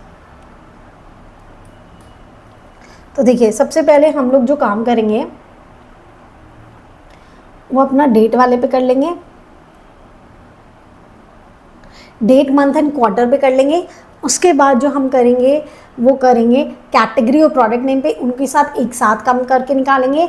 रीजन, सिटी एंड स्टेट पे एक साथ काम करके कुछ इंसाइट निकालेंगे, एंड उसके बाद क्वांटिटी रेट का हमें कुछ नहीं करना, वैल्यूज़ उसके साथ साथ चलेंगी। तो चलिए अब हम पिवट टेबल बनाने की तरफ बढ़ते हैं। Now we have that picture in our mind कि अच्छा मुझे इन सब से रिपोर्ट तैयार करके अपने बॉस को बताना है कि बॉस आपको अगर आप कोई डिसीजन लेना है ना तो इस बेसिस पे ले लो। अब आपको समझ आ जाएगा, ठीक है। तो चलिए अब हम उसकी तरफ बढ़ते हैं। अपने पिवट टेबल का है, मेन पिवट टेबल है। सबसे पहले हमें डेट और मंथ में काम करना था, तो आप क्या करेंगे, डेट को आप रॉ में रखेंगे। देखिए ये एक साथ आ गया है, लेकिन हमें एक साथ नहीं चाहिए था, हम एक एक करके सारा काम करने वाले हैं। तो आप कंट्रोल Z कर दीजिए, अंडू कर दीजिए, सिर्फ डेट आ जाएगी। डेट वाइज ये आ गया। एक चीज़ आपको पता होती है अमाउंट, जो कि आपको वैल्यू में करनी होती है। तो एक तो ये समझ आ गया किस डेट को कितने का बिका, कितना बिका। 1 अप्रैल की अगर मैं बात करूँ, थोड़ा जूम कर लेते हैं। 1 अप्रैल की मैं बात करूँ तो टोटल इतनी सेल हुई है। 2 अप्रैल की अगर मैं बात करूँ तो टोटल इतनी सेल हुई है। लेकिन डेट का हम क्या ही करेंगे, हमें चाहिए मंथ। तो हमने मंथ लिया, यहाँ पे आया, ओके। लेकिन ये अभी उतना विजिबल नहीं है, अभी हम चले बेसिक बनाएंगे। तो हम डेट को कर देते हैं ऊपर, मंथ वाइज हमें दिख गया, ओके। हमें पता लग रहा है कि अप्रैल में इतना सेल हुआ है, मई में इतना सेल हुआ है, जून में इतना सेल हुआ है, जुलाई में इतना, अक्टूबर तक का डेटा है। तो अब आप इसमें से जान सकते हो कि आपका मैक्सिमम सेल कितने में, कौन से उसमें हुआ है, ठीक है। और विजुअल रिप्रेजेंटेशन आपको हमेशा से याद रखना किस लिए होती है, ताकि आप एक बार डेटा देखो और आपको समझ आ जाए, आपको ऐसे आंखें गड़ा के ऐसे देखने की जरूरत ना पड़े, अरे कौन सा वाला नंबर बड़ा है। नहीं, आपने यहाँ सेलेक्ट करना है, पावर टेप इस पे जाना है, चार्ट इंसर्ट करना है, एंड यहाँ से मैं बार चार्ट ले लेती हूँ ताकि बाद में दिक्कत ना आए, एंड मैं इसके साइज़ को डिक्रीज़ कर देती हूँ, एंड हम लोग इसको यहाँ ले लेते हैं, एंड मैं इसमें कुछ चीज़ें हटा देती हूँ। चार्ट टाइटल हटा दिया, एक्सेस हमें चाहिए, ग्रिड लाइन हटा दिए हैं, लेजेंड्स हटा दिए हैं, मुझे डेटा लेवल भी हटा देती हूँ एक बार के लिए। Okay fine, this is enough. तो अभी आप देख पा रहे हो सितंबर में सबसे हाईएस्ट है, सितंबर में सबसे हाईएस्ट है। उसके बाद अगर मैं देखूँ तो जून के बाद, जून में आता है कि जून में क्या हाईएस्ट है, जून में, सितंबर में सबसे हाईएस्ट है, फिर जून में है। तो चलिए, अब आपको पहली चीज़ पता लग गई, क्या पता लगी कि मंथ वाइज कितना सेल हुआ है, मंथ वाइज कितना सेल हुआ है। तो एक चीज़ इंडिविजुअल लेके चलेंगे, पहले इंडिविजुअल रिपोर्ट्स, उसके बाद इन्हें कनेक्ट करते हुए चलेंगे। तो इंडिविजुअल रिपोर्ट्स में अगर मैं देखूँ तो यहाँ पे मुझे क्या मिला, ड्रॉ करने पे मुझे ये मंथ वाला क्लियर हो गया है। डेट का भी मैंने देख लिया था, ऑल्दो मैंने डेट का भी देख लिया था, वैसे तो डेट का मैंने देख लिया था तो ये क्लियर हो गया है। मंथ का मैंने देख लिया है, ये क्लियर हो गया कि इंडिविजुअल कितना है। अब मुझे क्वार्टर वाइज देखना है कि क्वार्टर कितना हुआ। तो मेन पिवट में मैं आई, अभी मुझे मंथ वाइज नहीं चाहिए। अगर मैं क्वार्टर कर लेती हूँ, यहाँ पे भी देखो मैंने क्वार्टर इंसर्ट कर लिया, तो ये इस तरीके से आएगा क्वार्टर वन एंड दिस। ये मुझे अच्छा नहीं लग रहा है, तो मैं, क्योंकि बहुत ही हॉच पॉच हो गया है, मुझे टोटल चाहिए, मुझे क्वार्टर वन का टोटल चाहिए, लेकिन यहाँ पे मुझे अप्रैल मई जून भी दिख रहा है साथ में, तो मुझे क्वार्टर वन का टोटल कहाँ मिला, मुझे अभी तो टोटल करना पड़ेगा। तो मैं मंथ को यहाँ से हटा देती हूँ। अब मुझे पता लग गया क्वार्टर वन में सबसे ज़्यादा सेल होती है, ये मैंने चार्ट देख के बताया आपको, बिकॉज चार्ट को हम इसीलिए इंसर्ट करते हैं कि हमारा जो विजुअल रिप्रेजेंटेशन की हेल्प से हमें पता लग जाए कि किसने सबसे ज़्यादा मैक्सिमम किया है। तो देखिए यहाँ मुझे पता लग रहा है कि okay fine, quarter one, okay quarter one में सबसे ज़्यादा सेल किया है हमने, फिर उसके बाद क्वार्टर टू, क्वार्टर थ्री। इससे आप एक बात समझ पा रहे हैं, क्या समझ पा रहे हैं मुझे बताएं। आप इससे ये समझ पा रहे हैं कि आपने क्वार्टर वन में अच्छा परफॉर्म किया, ओके फाइन, फिर आप थोड़े और कम हुए, ओके फाइन, क्वार्टर थ्री में तो आप बिल्कुल ही कम हो गए, ओ माय गॉड। तो अब आपने ये पिवट बनाई थी, बॉस ने बोला था पिवट बनाओ भाई, पता लगे, तो देखो अब बॉस को पता लग जाएगा, अरे हम तो डिक्लाइनिंग में हैं, हमारी सेल तो ऐसे जा रही है, ऐसे जा रही है बिल्कुल ही। तो अब वो करेक्टिव एक्शंस ले पाएंगे, डिसीजन ले पाएंगे, इसीलिए हम कोई रिपोर्ट बनाते हैं ताकि हम डिसीजन ले पाए। तो देखिए करेक्ट टाइम पे रिपोर्ट बन गई है, करेक्ट टाइम पे डिसीजन ले लिया। तो यहाँ पे मैं इसको भी टिक कर देती हूँ कि हमें इंडिविजुअली क्वार्टर का भी पता लग गया है, इंडिविजुअली क्वार्टर का भी पता लग गया। बट व्हाट अबाउट अगर हमें इन्हें एक साथ देखना हो, है ना। अब उसका थोड़ा सा इंतज़ाम करते हैं, आ जाइए। देखिए ये काम करने के लिए वैसे तो दो तरीके हैं, ठीक है, दो तरीके हैं इस काम को करने के लिए कि मेरा डेट भी आ जाए, मैं डेट को भी क्लिक कर लूँ, मंथ को भी क्लिक कर लूँ, तो मेरी तीनों चीज़ें आ गई हैं। ओके, कंट्रोल Z कर लूँ, तो ये मंथ आ गया, ओके। लेकिन ये अब तो बड़ा हॉच पॉच हो गया है, मुझे चाहिए कि ऐसे आए, एक एक फील्ड में आए, एक एक तरीके में आए। तो मैं क्या करूँगी, यहाँ पे इसको सेलेक्ट करके पिवट टेबल एनालिसिस में चली जाऊँगी। उसके बाद मुझे किस तरीके से चाहिए कि ये एक एक करके आएँ, है ना, एक एक करके आए। तो ये कैसे आएंगे, आप जाएंगे यहाँ पे पिवट टेबल ऑप्शंस में,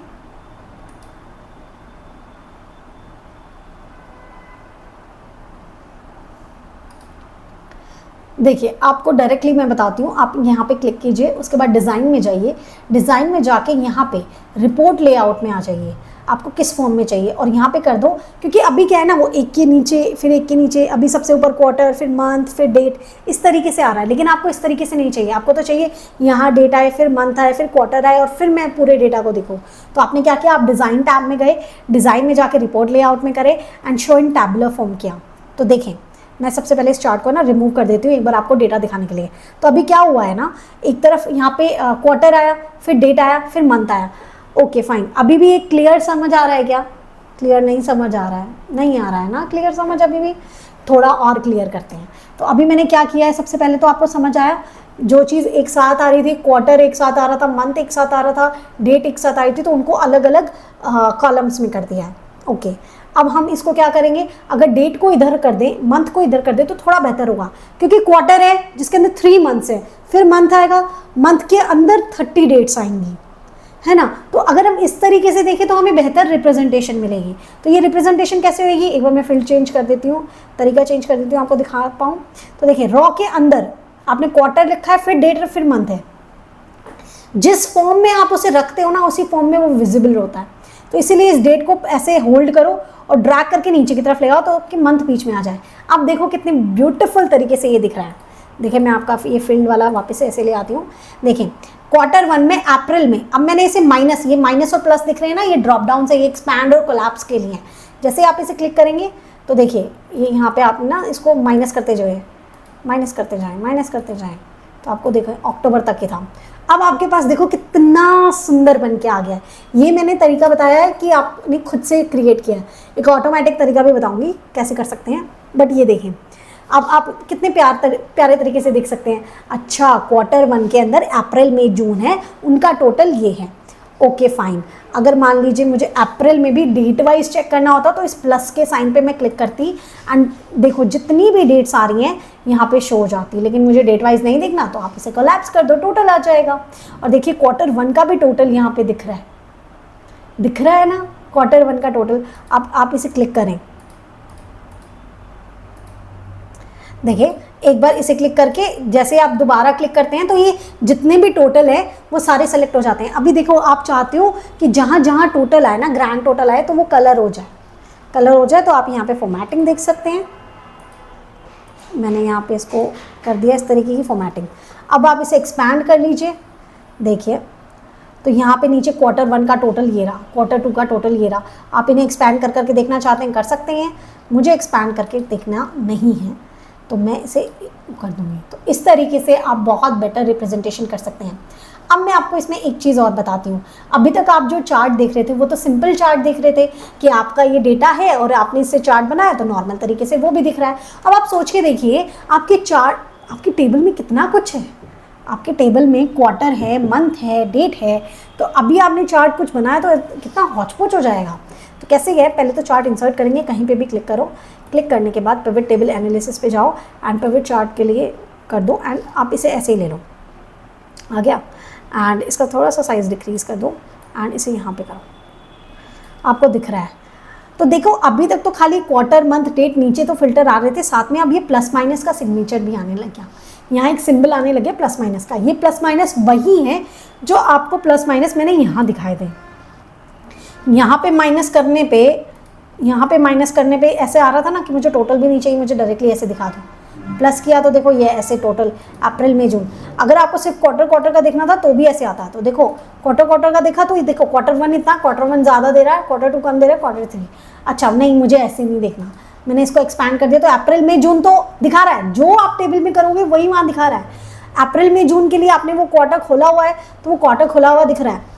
क्वार्टर 2 एंड 3 आपने नहीं खोले हुए हैं तो देखो वहाँ पे क्वार्टर 2 एंड 3 ऑटोमेटिकली टोटल के साथ चल रहे हैं। आपने क्वार्टर 3 खोल लिया है तो देखो क्वार्टर 3 के अकॉर्डिंग अक्टूबर ही है तो सिर्फ अक्टूबर आया, ठीक है। मान लो आपने इसे कोलैप्स कर दी, दोनों को क्वार्टर 2 खोल लिया है तो देखो क्वार्टर 1 दिख रहा है, बीच के मंथ्स दिख रहे हैं और ये नहीं दिख रहा है। दिखा, समझा, इस तरीके से होता है। अच्छा अभी तो मैं यहाँ प्लस माइनस कर रही थी, फॉर एग्जाम्पल अगर मैं यहाँ पे आ जाती हूँ, यहाँ माइनस करती हूँ तो ये क्वार्टर के वाइज, अब प्लस किया तो ये मंथ वाइज, अब प्लस किया डेट वाइज। हाँ एक एक प्लस करते जा रहे हो तो वो बढ़ता जा रहा है। देखो आपके टेबल में भी तो ये डेट खुल के आ गई है, ठीक है। तो आप डायरेक्टली चार्ट से भी ये काम कर सकते हो जहाँ पे आपको ये दिखेगा। देखिए अब हम बढ़ेंगे अपने नेक्स्ट एक्सपेक्ट की तरफ, जो कि हमारा क्या था, कैटेगरी और प्रोडक्ट। अभी तक जितना हम कर सकते थे अभी के लिए हम लोगों ने कर लिया है, क्वार्टर में, डेट में और मंथ में। अभी के लिए इतना काफ़ी है, बाद में हम लोग इसमें आगे बढ़ते जाएंगे। हम अपने ड्रॉ वाले सेक्शन में जाते हैं और देखिए हमने नेक्स्ट क्या डिसाइड किया था इस कैटेगरी के बाद। देखिए एक कैटेगरी हम लोगों ने कर ली है। कौन सी कैटेगरी की है, let me just take the another colour, okay, just happen, just give me a minute।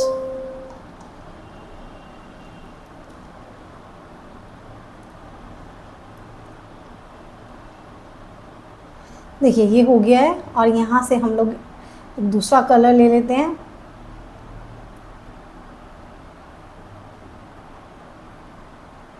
देखिए अभी तक हम लोगों ने ये 3 कैटेगरी वाला चीज़ कर लिया है, ये वाला कैटेगरी वाला कर लिया है, डेट मंथ क्वार्टर वाला हम लोगों ने कंप्लीट कर लिया। अब जो हम बढ़ेंगे हमने नेक्स्ट पे पार्टी नेम का हम कुछ नहीं कर रहे हैं, कैटेगरी और प्रोडक्ट के बारे में पढ़ेंगे।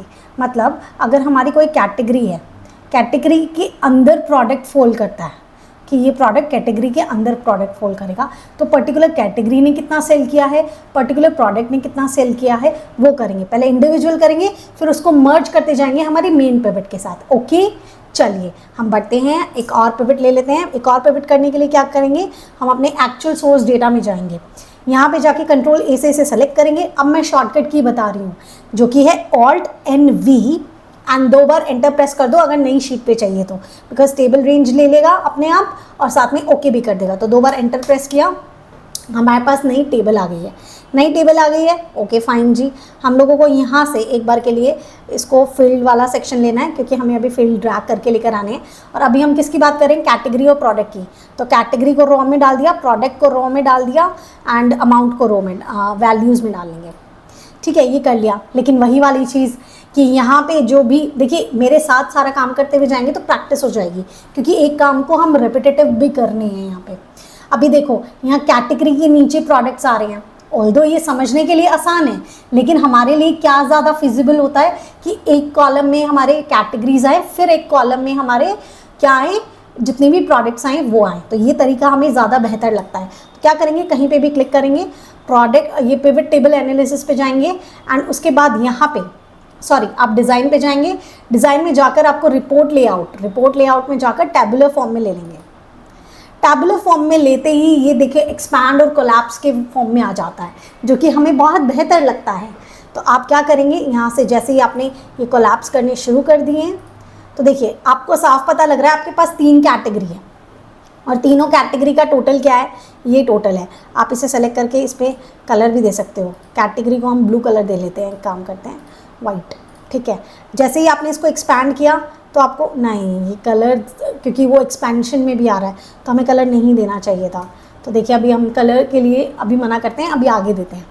ठीक है, आपने इसका प्लस किया तो आया ओके। डेकोर के अंदर 2 प्रोडक्ट आते हैं, car accessory and home decor. Okay fine. अब मैं बात करती हूँ नेक्स्ट कैटेगरी इलेक्ट्रॉनिक की। ओके, इसके अंदर 4 प्रोडक्ट्स आते हैं, ईयरबड्स आते हैं, लैपटॉप आता है, स्पीकर आता है, टीवी आता है। फैशन के अंदर भी हमारे पास 3 से 4 प्रोडक्ट्स आते हैं। तो इस तरीके से देखने पे आपको कितनी आसान तरीके से ये समझ आ रहा है। ठीक इसी तरीके से हम क्या कर सकते हैं, यहाँ पे स्लाइसर ऐड कर सकते हैं, यहाँ पे और क्या कर सकते हैं, हम यहाँ पे चाहें तो इसमें कलर्स कर सकते हैं। यहाँ पे जितने भी टोटल्स हैं इन्हें लिया और यहाँ पे ब्लू कलर किया। हाँ, ये टोटल भी बेटर लग रहा है। हम लोग और क्या कर सकते हैं, इतना ही फ़िलहाल के लिए चार्ट इंसर्ट कर सकते हैं। जैसे ही हमने इस पर क्लिक किया, इस पे एनालिसिस पे गए, पिवट चार्ट लिया। हम चाहे तो कोई दूसरा चार्ट ले सकते हैं, लाइन चार्ट ले सकते हैं, पाई चार्ट ले सकते हैं। हम पाई चार्ट लेना चाहते हैं, पाई चार्ट लिया एंड इसका साइज़ डिक्रीज़ कर लिया है। इसके जो ये प्लस वाले साइन पे जाके हमने लेजेंड्स ऑफ कर दिए हैं, चार्ट टाइटल ऑफ कर दिया है। लेजेंड्स तो ऑन रहने चाहिए एंड डेटा लेबल्स भी, दैट्स बेटर। एंड ये आ गया, बट डेटा लेबल्स हटा देते हैं बिकॉज बहुत ज़्यादा मैसी क्रिएट कर रहा है। ये देखिए आपका चार्ट यहाँ पे आ गया है। तो इस तरीके से आप पर्टिकुलर प्रोडक्ट की पर्टिकुलर कैटेगरी का भी बना सकते हैं। लेकिन ये तो नॉर्मल चीज़ थी जो कि हम लोग कर रहे हैं। अब बात आती है कि अगर मान लो इसी को ही मुझे मर्ज करना हो पिवट, मेन पिवट वाले में अगर हमें कैटेगरी और प्रोडक्ट दिखाना हो तो कैसे दिखाएंगे, एक सोच डेवलप करेंगे। सोच के देखिए कैटेगरी और प्रोडक्ट में आप क्या जानना चाहोगे। अगर मैं ये जानना चाहती हूँ कि पर्टिकुलर कैटेगरी में, देखिए अगर मैं कैटेगरी की बात करती हूँ, देखो मैं ये जानना चाहती हूँ, एक सेकेंड, मेरे को इसका थोड़ा सा जो थिकनेस है वो इंक्रीज़ करनी पड़ेगी। हाँ, मैं चाहती हूँ कि मेरी जो है ना पर्टिकुलर कैटेगरी ने कितना अर्न किया। तो ये क्वेश्चन कितना जर्नल है ना कि कितना अर्न किया। ये तो आपको नॉर्मल पिवट से भी पता लग रहा था कि आपकी पर्टिकुलर कैटेगरी ने कितना अर्न किया, ये तो आपने टोटल निकाल के कर लिया है। लेकिन फिर इससे आगे हम क्या पता कर सकते हैं, हमारे पास बहुत कुछ है। क्या मैं कहूँ कि मेरी किस कैटेगरी के मतलब मेरी किस कैटेगरी के, यहाँ मेरे पास 3 कैटेगरी है, उसके अंदर किस प्रोडक्ट ने, मान लो इसमें 4 प्रोडक्ट है, उसमें से किस क्वार्टर में, ओके, उसमें से किस मंथ में, उसमें से किस डेट में सेल हुई है बता दो। और अगर आप इसे माइनस माइनस कोलैप्स करते हुए जाएंगे तो आपको कैटेगरी का टोटल तो वैसे भी मिल रहा है, कैटेगरी में प्रोडक्ट का जाना, टोटल तो वही रहेगा, सेल तो वही रहेगी, वो तो खुलती खुलती आ जाएगी, एक्सपैंड होती चली जाएगी।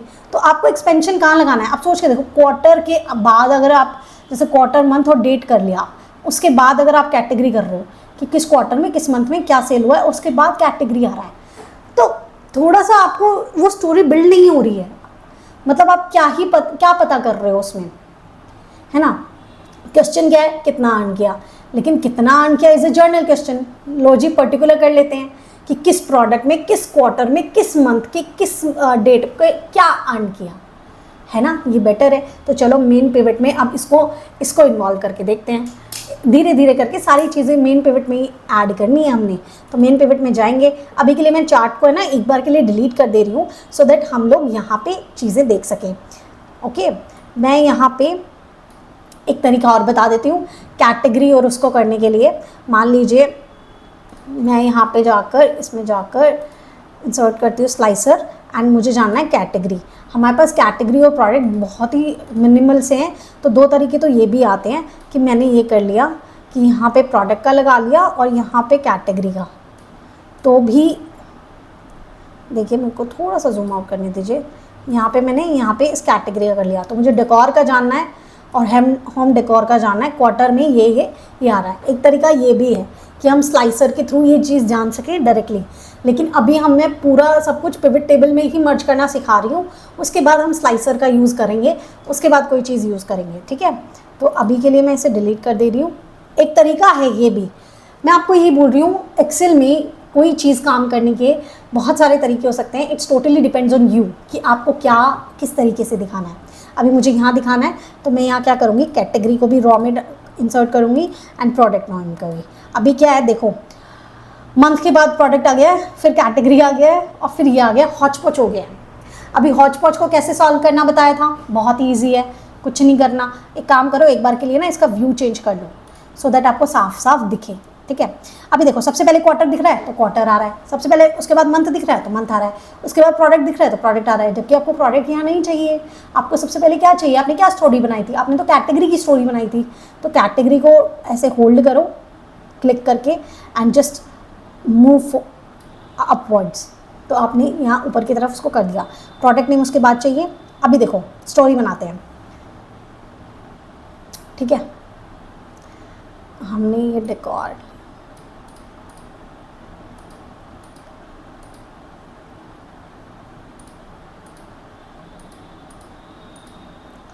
मैं इसे करती हूँ यहाँ से रिफ्रेश।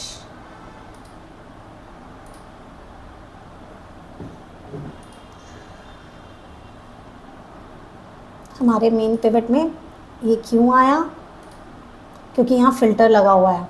देखिए यहाँ फ़िल्टर लगा हुआ है, हमें ऑल सेलेक्ट करना है, ये आ जाएगा। ये फ़िल्टर्स लगे हुए हैं जस्ट बिकॉज वो स्लाइसर ऐड किए थे ना, तो इस वजह से। देखिए अब हमारे पास तीनों के आ रहे हैं, 3 कैटेगरी है, तीनों के टोटल आ रहे हैं। हमें इससे ज़्यादा का चाहिए, मतलब डेकोर के अंदर कार का टोटल आ रहा है, डेकोर के अंदर होम डेकोर का टोटल आ रहा है। ओके, अब मुझे ये पता है, पहली बात मुझे क्या पता है कि मेरे पास 3 कैटेगरी है। 3 कैटेगरी कौन कौन सी है, डेकोर है, इलेक्ट्रॉनिक एंड फैशन है। Okay done. उन्होंने कितना सेल किया हमें पता है। Okay done. उसके बाद डेकोर के अंदर 2 चीज़ आती है, कार एक्सेसरी आती है और होम डेकोर आता है। Okay done. तो कार एक्सेसरी ने कितना कमाया हमें पता है, होम डेकोर ने कितना कमाया हमें पता है। अब कार एक्सेसरी ने Q1 में कितना कमाया, इसको मैं थोड़ा सा एडजस्ट कर लेती हूँ।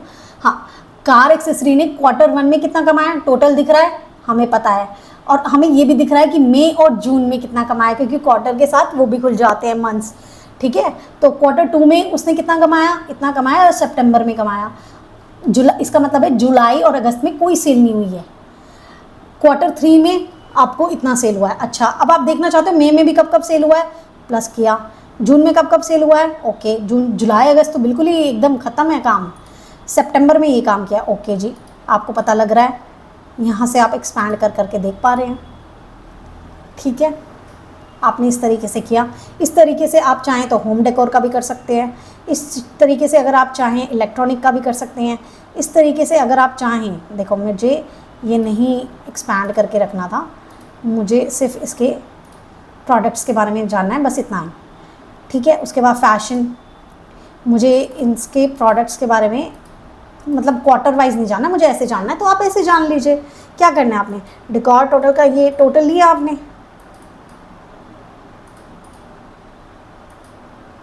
क्लिक किया, उसके बाद ब्लू किया, वाइट किया, देखिए अब आ गया। अब आप इसको एक्सपेंड कीजिए तो ग्रीन में उसका टोटल आएगा, ब्लू में आपको एक्सेसरी का टोटल आ गया। आपने कलर भी डिफाइन कर लिए हैं, ठीक है। आप जैसे होम डेकोर कर लीजिए, यहाँ पे ग्रीन में तो क्वार्टर वाइज टोटल आ रहे हैं, किस क्वार्टर का कितना टोटल है। ब्लू में आपके पास कैटेगरी का टोटल आ रहा है।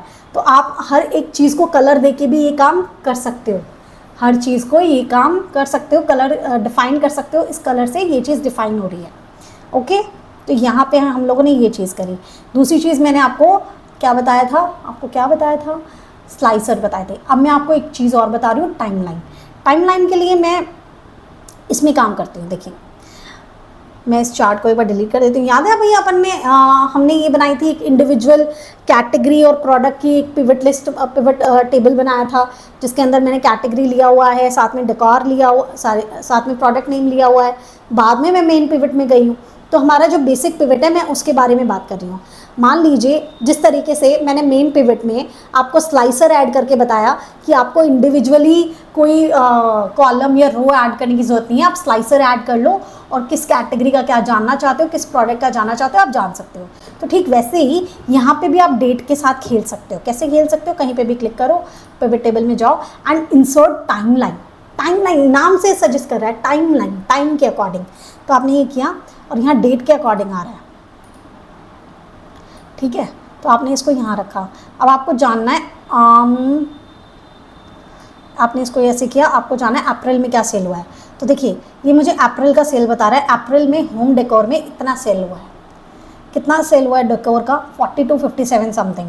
मेन पिवट में जाके देखते हैं डेकोर का अप्रैल में, डेकोर का होम डेकोर का अप्रैल में 40 to 57, ये रहा, देख पा रहे हैं। इसको मैं एक बार कोलैप्स करती हूँ, यहाँ पे देखो अप्रैल में 40 to 57, मैं इसको भी कोलैप्स कर लेती हूँ, इसको भी कोलैप्स कर लेती हूँ। क्वार्टर वन को देखो, बस क्वार्टर वन में अप्रैल को देखो, ये यहाँ पे आ रहा है। देखो आप अपनी उसमें जाओ, अभी जो शीट बनाई है, और यहाँ पे होल्ड करके मे का एक काम करें, मल्टीपल मुझे चूज़ करने हैं, तो शिफ्ट के साथ होल्ड रख के कंट्रोल, ये मल्टीपल चूज़ करना है, ठीक है। और आप इसको होल्ड करके रखो एंड ऐसे ड्रैग कर लो तो ये मल्टीपल चूज़ कर देता है। अब आपको अप्रैल मई जून का जानना है। अप्रैल मई जून का कार एक्सेसरी का कितना आ रहा है, 5987। 5987 याद रखो। मेन पिवट में जा रहे हैं, कार एक्सेसरी का जानना है, कार एक्सेसरी का लो। क्वार्टर वन का मतलब अप्रैल में तो उसने किया ही नहीं है, इसका मतलब क्वार्टर वन से यहाँ से, बस यहाँ से ये कि हमें सारी चीज़ क्लियर हो जाती है। वहाँ क्या है, हमें खुद देखना पड़ता है। अभी मुझे यहाँ आके पता लगा कि अप्रैल में कुछ भी नहीं है, वहाँ तो मैंने डायरेक्टली सेलेक्ट कर लिया था। अभी मई जून में, अभी देखो 5987, अभी यहाँ पे जाके देखो अप्रैल मई जून 5987, ठीक है। तो टाइमलाइन का आप यूज़ कर सकते हो, जहाँ पे भी टाइम वाला एंगल आ गया। मान लो आपने कोई शीट बना लिया है, अब उसके अंदर डेट मंथ इस टाइप की कोई चीज़ आती है, तो इंसर्ट द टाइमलाइन। जहाँ पे आपको कोर क्या रखना है, आपको ना डिसाइड करना पड़ेगा आपका जो मेन फोकस है वो किस चीज़ पे है।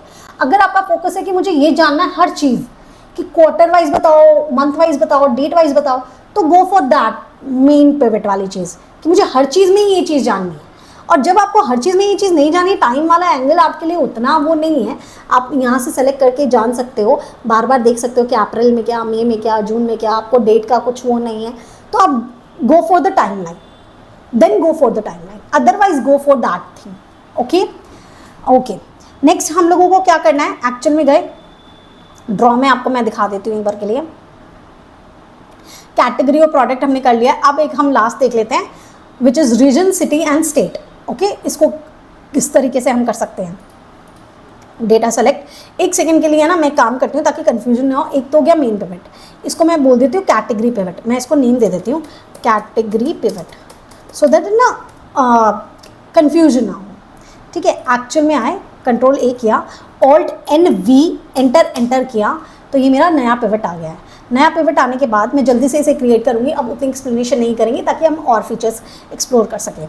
ठीक है, अभी हमें क्या करना है, शीट 11 पे जाना है, शीट 11 को रीनेम करना है, which is your region pivot. Region pivot कर लिया। रीजन पिवट करने के बाद हमारा एक सेकेंड, इसमें ना जेंडर भी होना चाहिए था। ओके, जेंडर वाइज भी है। ठीक है, रीजन पिवट कर लेते हैं और जेंडर का इसमें स्लाइसर देंगे। ठीक है, ये काम कर लेते हैं जल्दी से। मैं इसका ये लुक चेंज करती हूँ, ये वाला ले लेती हूँ, एंड हमें क्या दिखाना है, रीजन दिखाना है। तो रीजन को हम लोग क्या करते हैं, एक काम करते हैं, हाँ, रीजन को भी हम यहाँ दिखाते हैं, सिटी को भी हम यहाँ दिखाते हैं, स्टेट पहले दिखाएं, स्टेट को पहले दिखाते हैं और फिर सिटी को यहाँ दिखाते हैं। ठीक है, इसको क्लिक करते हैं, डिज़ाइन में जाते हैं, रिपोर्ट लेआउट में टैबुलर फॉर्म में दिखाते हैं। ठीक है, टैबुलर फॉर्म में आ गया। अच्छा, मैंने सेल तो लिया ही नहीं, अमाउंट तो लिया ही नहीं, अमाउंट ही तो दिखाएगा ये। ठीक है, तो ये यहाँ पे आ गया और इसने इसके टोटल्स ले रखे, मुझे ये टोटल नहीं चाहिए। अगर मुझे टोटल नहीं दिखाने सबके तो मैं क्या करूँगी, यहाँ पे जाऊँगी एंड मुझे सब टोटल यहाँ पे बंद करने हैं, डू नॉट शो सब टोटल्स। तो मैंने ये बंद कर दी क्योंकि मुझे वो अजीब सा लग रहा था। तो मैंने कहाँ से बंद किया, मैंने यहाँ पे क्लिक किया, यहाँ पे डिज़ाइन में गई एंड यहाँ सब टोटल वाले ऑप्शन में लिया and do not show the. अगर मुझे करना होगा, देखो मैं टॉप पे करना चाहती हूँ तो मैं टॉप पे कर सकती हूँ, मुझे ये यहाँ पे नहीं चाहिए, मुझे बॉटम में चाहिए तो मैं बॉटम में कर सकती हूँ, मुझे नहीं चाहिए तो डू नॉट शो में कर दिया। अभी के लिए डू नॉट शो में करके रखते हैं, है ना, कुछ और चीज़ें सीखेंगे, तो अभी के लिए डू नॉट शो में करा। ये वैसे ही है, रीजन में देखो सेंट्रल के अंदर दो आपके पास स्टेट आते हैं, उन स्टेट के अंदर आपके पास ये सिटीज़ आती हैं और उसमें ये सेल हुआ है। ठीक है, आपको समझ आ रहा है। अगर आपने इसका ये वो कर दिया, कोलैप्स कर दिया, तो ये कोलैप्स हो जाएगा। मुझे just let me just zoom it, तो आप ये कोलैप्स भी करके सारी चीज़ें देख सकते हैं। आपने ये कोलैप्स कर दिया कि आपको ये नहीं देखना, आपको स्टेट वाइज जानना था, आप ये डायरेक्टली यहाँ से कोलैप्स कर लीजिए ताकि सारे एक साथ कोलैप्स हो जाएं। आपको सेंट्रल का भी नहीं देखना। तो आपको पता लग गया हर रीजन में कितनी सेल है, हर स्टेट में कितनी सेल है, हर सिटी में कितनी सेल है, ये आ गया। अब यहाँ पे क्या कर सकते हो, आप स्लाइसर ऐड कर सकते हो कि कौन सी कैटेगरी का सेल है, कौन सा क्या है, या टाइमलाइन ऐड कर सकते हो। तो सब कुछ ऐड करके देख लेते हैं यहाँ पे, क्योंकि ये हमारा लास्ट एक्सपेक्ट है। यहाँ पे क्लिक किया, पिवट टेबल में गए, इंसर्ट स्लाइसर किया। स्लाइसर किस किस का ऐड कर लेंगे, प्रोडक्ट नेम और कैटेगरी का। ठीक है, तो प्रोडक्ट नेम का यहाँ ले लेते हैं, कैटेगरी वाले को थोड़ा सा ये छोटा करते हैं, थोड़ा सा एक्सपैंड कर लेते हैं ये। ठीक है, इसको मैंने यहाँ किया। ओके, एक हम टाइमलाइन इंसर्ट कर लेते हैं, बिकॉज टाइमलाइन, क्योंकि यहाँ डेट वाला कुछ भी है नहीं तो हमें डेट के साथ भी चाहिए। तो मैंने यहाँ पे लिया, डेट किया एंड ओके किया, तो ये यहाँ पे हमने इसको इंसर्ट कर लिया। अभी देखो, मुझे जानना है कार एक्सेसरी की, कार एक्सेसरी किस में है, डेकोर में है, तो कैटेगरी तो इसने अपने आप ही वो कर ली है। ठीक है, और उसकी अगस्त में कितनी सेल हुई है, कुछ सेल नहीं हुआ है। होम डेकोर अगस्त में कितना सेल हुआ है, साउथ रीजन में सेल हुआ है और इतना सेल हुआ है। ठीक है, तो इस तरीके से आप कर सकते हो। ये फ़िल्टर जो है इसे कैंसिल करो तो ये सारे फ़िल्टर्स हट जाते हैं। ठीक है, यहाँ पे भी ये इसमें भी फ़िल्टर्स होते हैं, इसे कैंसिल करो, ये सारा सेलेक्ट हो जाता है, सारा डेटा आ जाता है। ओके, अब मान लीजिए आप चाहते हैं, इन्हें थोड़ा सा साइड में कर लेते हैं।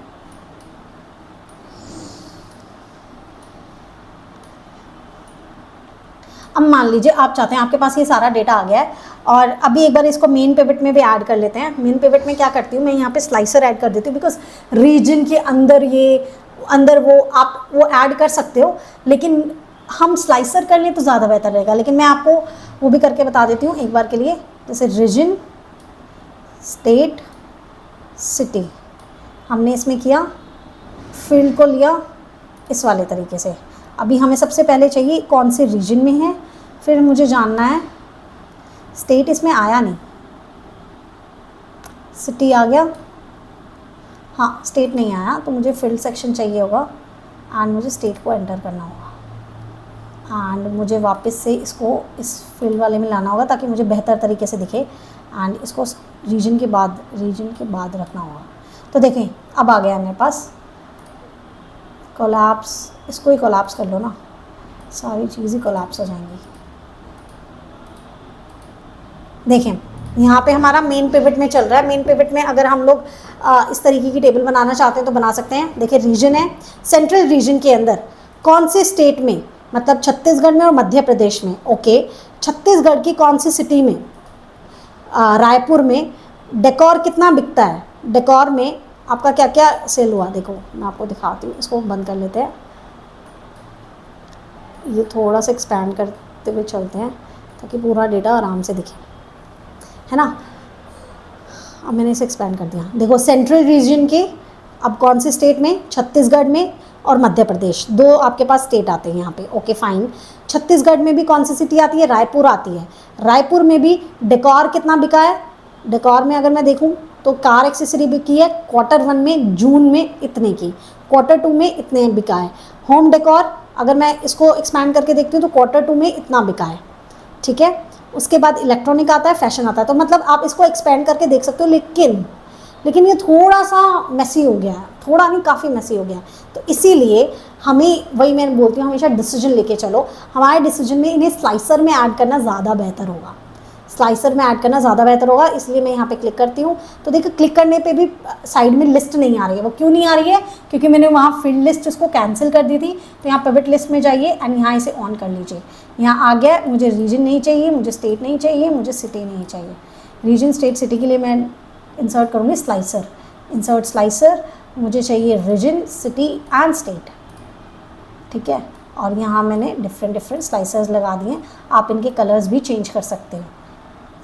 कैसे चेंज होंगे, आपने इस पर क्लिक किया, यहाँ पे स्लाइसर में भी ये देखो यहाँ पे स्टाइल्स है ना, स्लाइसर स्टाइल्स, आप इनके कलर चेंज कर सकते हो। एक को आप येलो रख लीजिए, यहाँ पे आप गए इसको ग्रीन रख लीजिए, यहाँ पे आप गए इसको रेड ऑरेंज कर लीजिए या ब्लू कर लीजिए, orange is far better. Okay, आपने इस तरीके से इन्हें कर लिया, ठीक है। तो इस तरीके से आपके स्लाइसर इंसर्ट हो गए। इसके नीचे आप चार्ट इंसर्ट कर सकते हो जो एक बेहतर रिप्रेजेंटेशन देगा। तो अभी आप सोच रहे हो कि आपके जितने भी एक्सपेक्ट्स थे पिवट टेबल को लेकर, जितनी भी हमारी हेडिंग्स थी, वो सारी तो मैंने इसमें कवर कर ली हैं।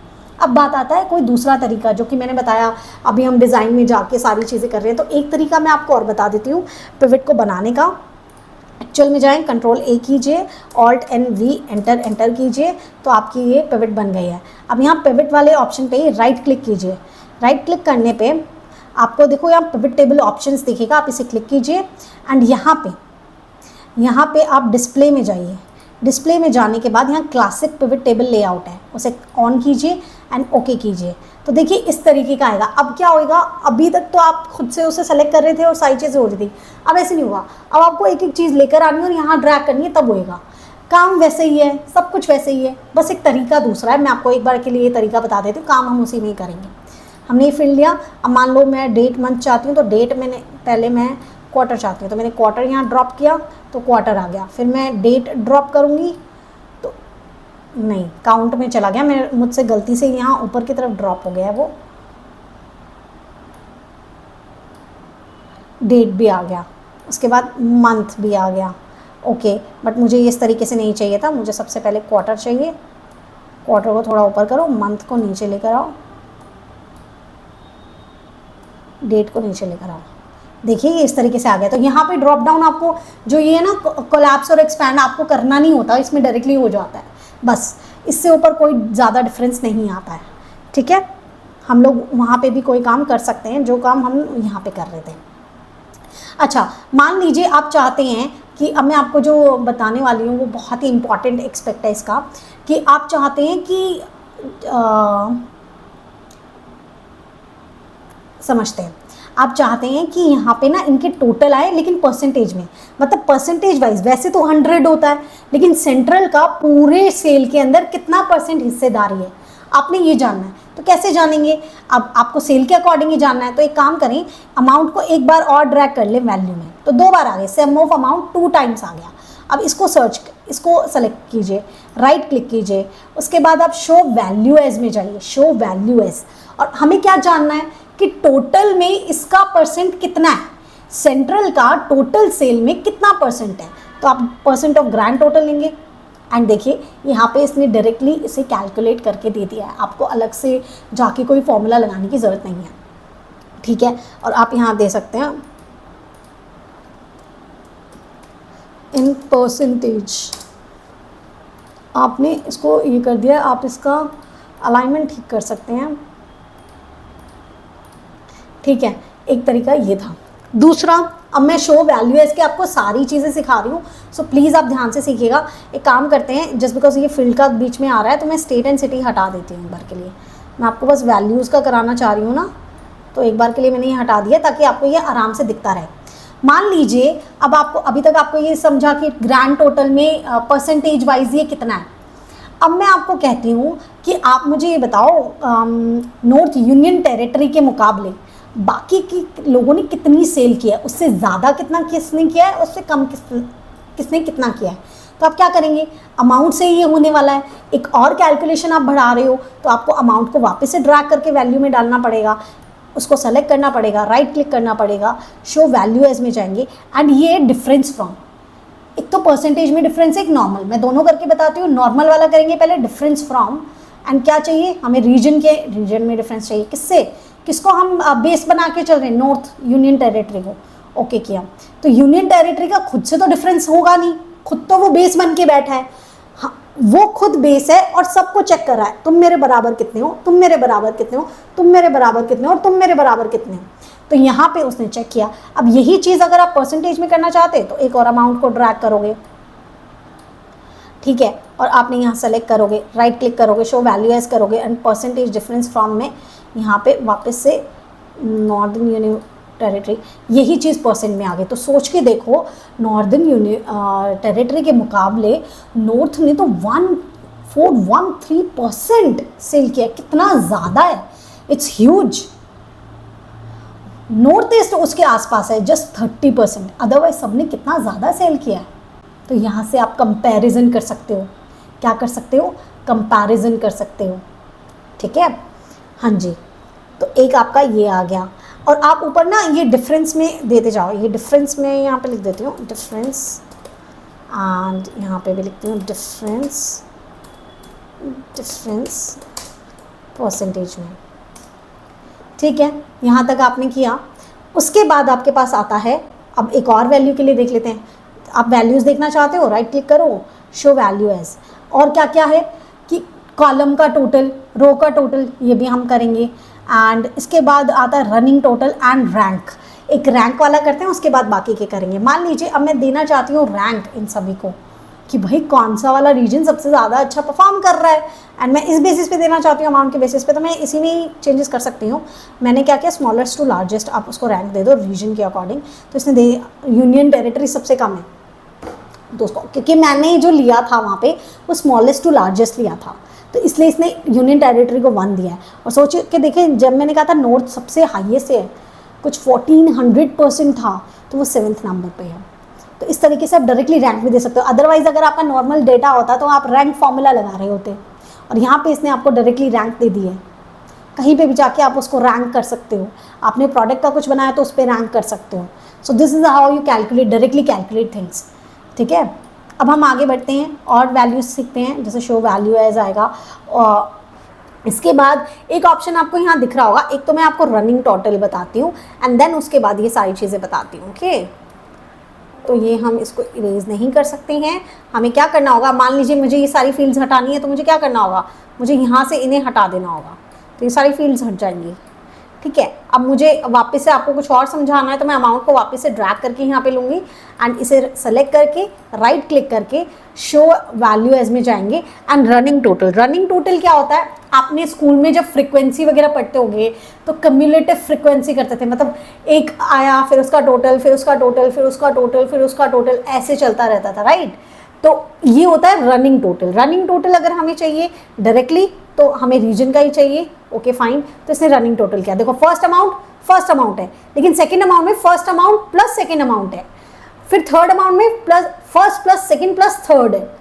उसके बाद ये पता है कैसे होता है, जैसे कि मान लीजिए कैसे हम लोग करते हैं, फर्स्ट ओवर में आपके कितने रन बने, 10 रन बने, सेकेंड ओवर में 20 बने, थर्ड ओवर में 30 बने एंड फोर्थ ओवर में 40 बने। ठीक है, तो अब आपको जो रन शो होते हैं मुझे यहाँ देखना है, तो मेरे को क्यूमुलेटिव चाहिए। तो क्यूमुलेटिव का मतलब क्या है, क्यूमुलेटिव का मतलब क्या है, तो 10 फर्स्ट ओवर में बने, सेकेंड ओवर तक कितने रन हो गए, 10 पहले भी बनाए, 20 इसमें बनाए, तो टोटल कितने हो गए, 30 हो गए।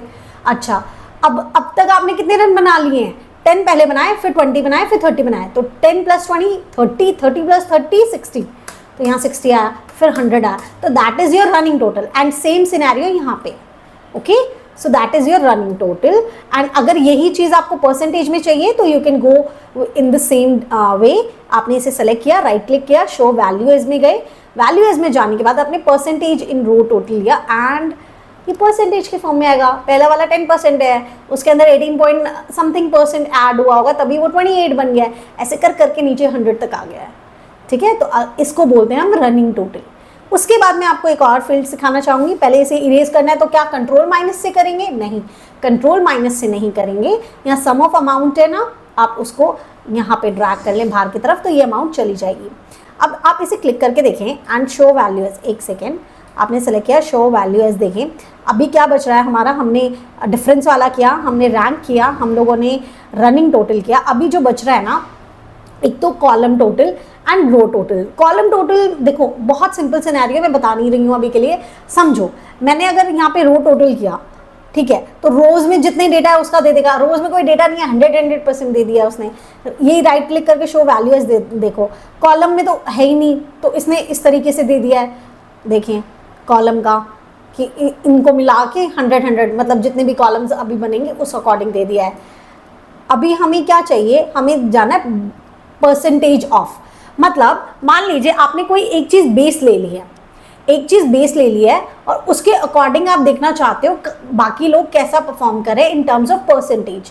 तो आप कैसा करेंगे, परसेंटेज ऑफ पे क्लिक किया और यहाँ आप किसके अकॉर्डिंग जानना चाहते हो, रीजन के अंदर।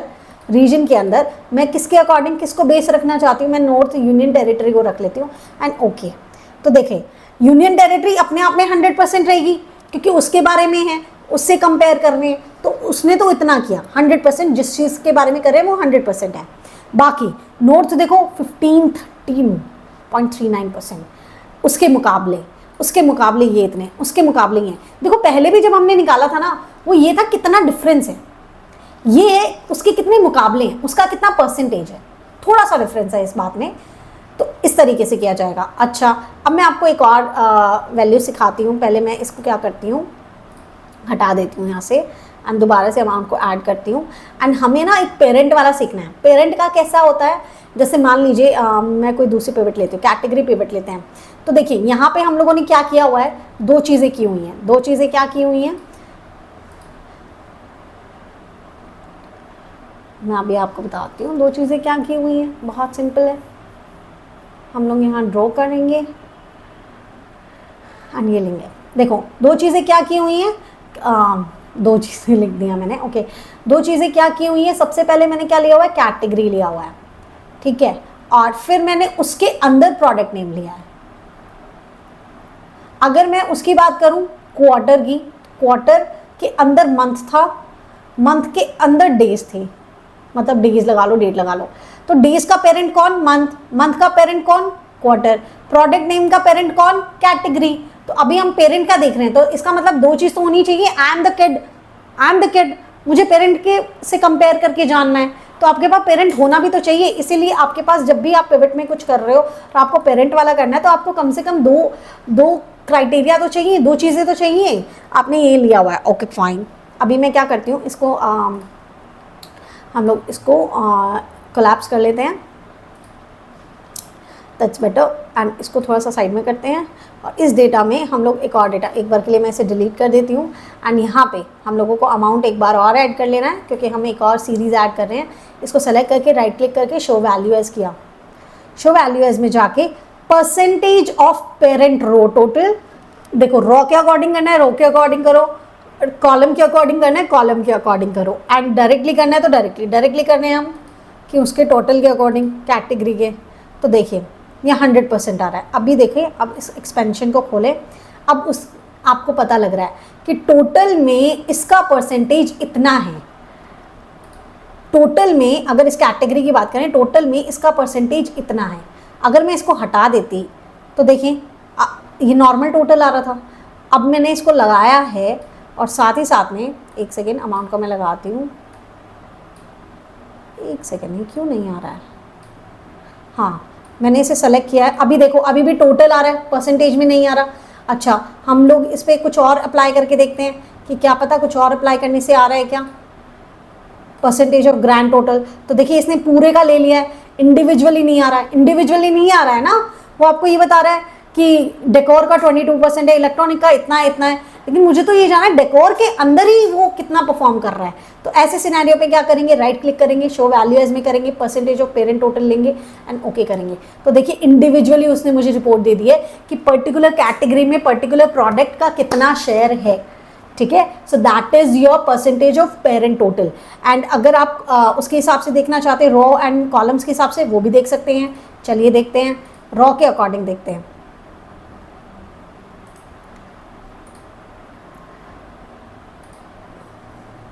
कॉलम के अकॉर्डिंग तो आ ही नहीं रहा बिकॉज कॉलम नहीं है, एंड रॉ के अकॉर्डिंग देखते हैं हम। देखिए हमारे पास उसी तरीके से टोटल आ गया जिस तरीके से हमारा ग्रैंड टोटल आया था कि रो के अकॉर्डिंग कर दिया, हर एक रो का आप टोटल लो एंड लास्ट में मुझे बता दो, तो वो ग्रैंड टोटल जैसा आ रहा है। तो मेनली जब भी आपका जो मेन यूसेज है ना वो परसेंटेज वाला हो जाएगा, percentage of total of parents वाला, तो वो वाली चीज़ आप यूज़ कर सकते हो। ये शो वैल्यूज़ में हम लोगों ने लगभग सारे फीचर्स जितने भी थे हम लोगों ने इसे कंप्लीट किया। इसके बाद मैं आपको जो एक फीचर सिखाने वाली हूँ which is very very very very important, ठीक है, क्योंकि जनरली लोग बोलते हैं पिवट टेबल में तो आप कुछ भी ऐड नहीं कर सकते हो। आपने अगर सोर्स डेटा में भी कुछ ऐड किया ना तो वो पिवट टेबल में ऐड नहीं होता, क्योंकि टेबल एरे तो उतना ही लिया है। पिवट टेबल बनाते वक्त आपने एक टेबल एरे दी थी, तो अगर उस टेबल एरे के अंदर कुछ चेंज होता है तब तो चेंज कर सकते हैं रिफ्रेश करके, लेकिन अगर उसके अलावा आपने कुछ ऐड किया तो क्या वो रिफ्लेक्ट करेगा? नहीं करेगा, क्योंकि वो टेबल एरे में वो चूज़ करके वो पिवट टेबल बनी ही नहीं है। तो ऐसे सिनेरियो में पिवट टेबल में ही अगर डायरेक्टली कुछ ऐड करना है देन कैसे करेंगे?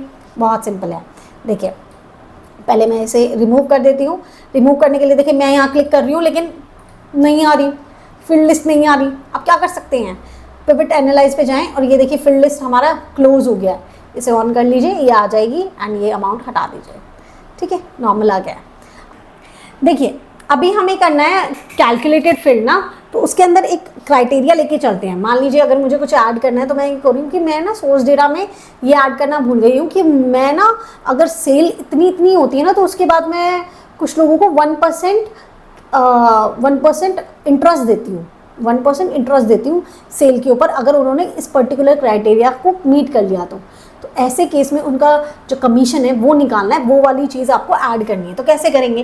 देखिए यहाँ ऐड नहीं करेंगे बिकॉज यहाँ अभी हमारे पास डेट नहीं है। एक काम करते हैं मेन पिवट में ही काम कर लेते हैं।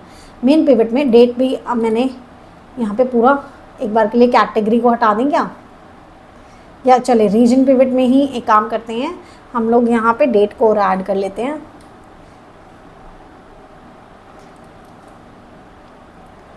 और ये हमारा ऐसे आ गया,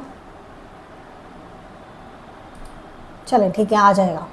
ओके, यहाँ पे हम लोगों को एक और फील्ड ऐड करनी है तो ये किया और अमाउंट में ऐड। अच्छा फील्ड हाँ अब हम डायरेक्टली ऐसे ऐड नहीं करेंगे जैसे अभी कर रहे थे। कैसे ऐड करेंगे? यहाँ पे क्लिक किया, पिवट टेबल एनालिसिस पे गए एंड यहाँ पे फील्ड आइटम एंड सेट्स दिख रहा है, आप इसे क्लिक करेंगे एंड कैलकुलेटेड फील्ड, हमें एक फील्ड ऐड करनी है कैलकुलेट करके, तो हम इसे ऐड करेंगे। यहाँ पे इसको नाम देंगे, हम क्या दे सकते हैं, कमीशन, ठीक है, COMM आएगा आई गेस, हाँ MM आएगा।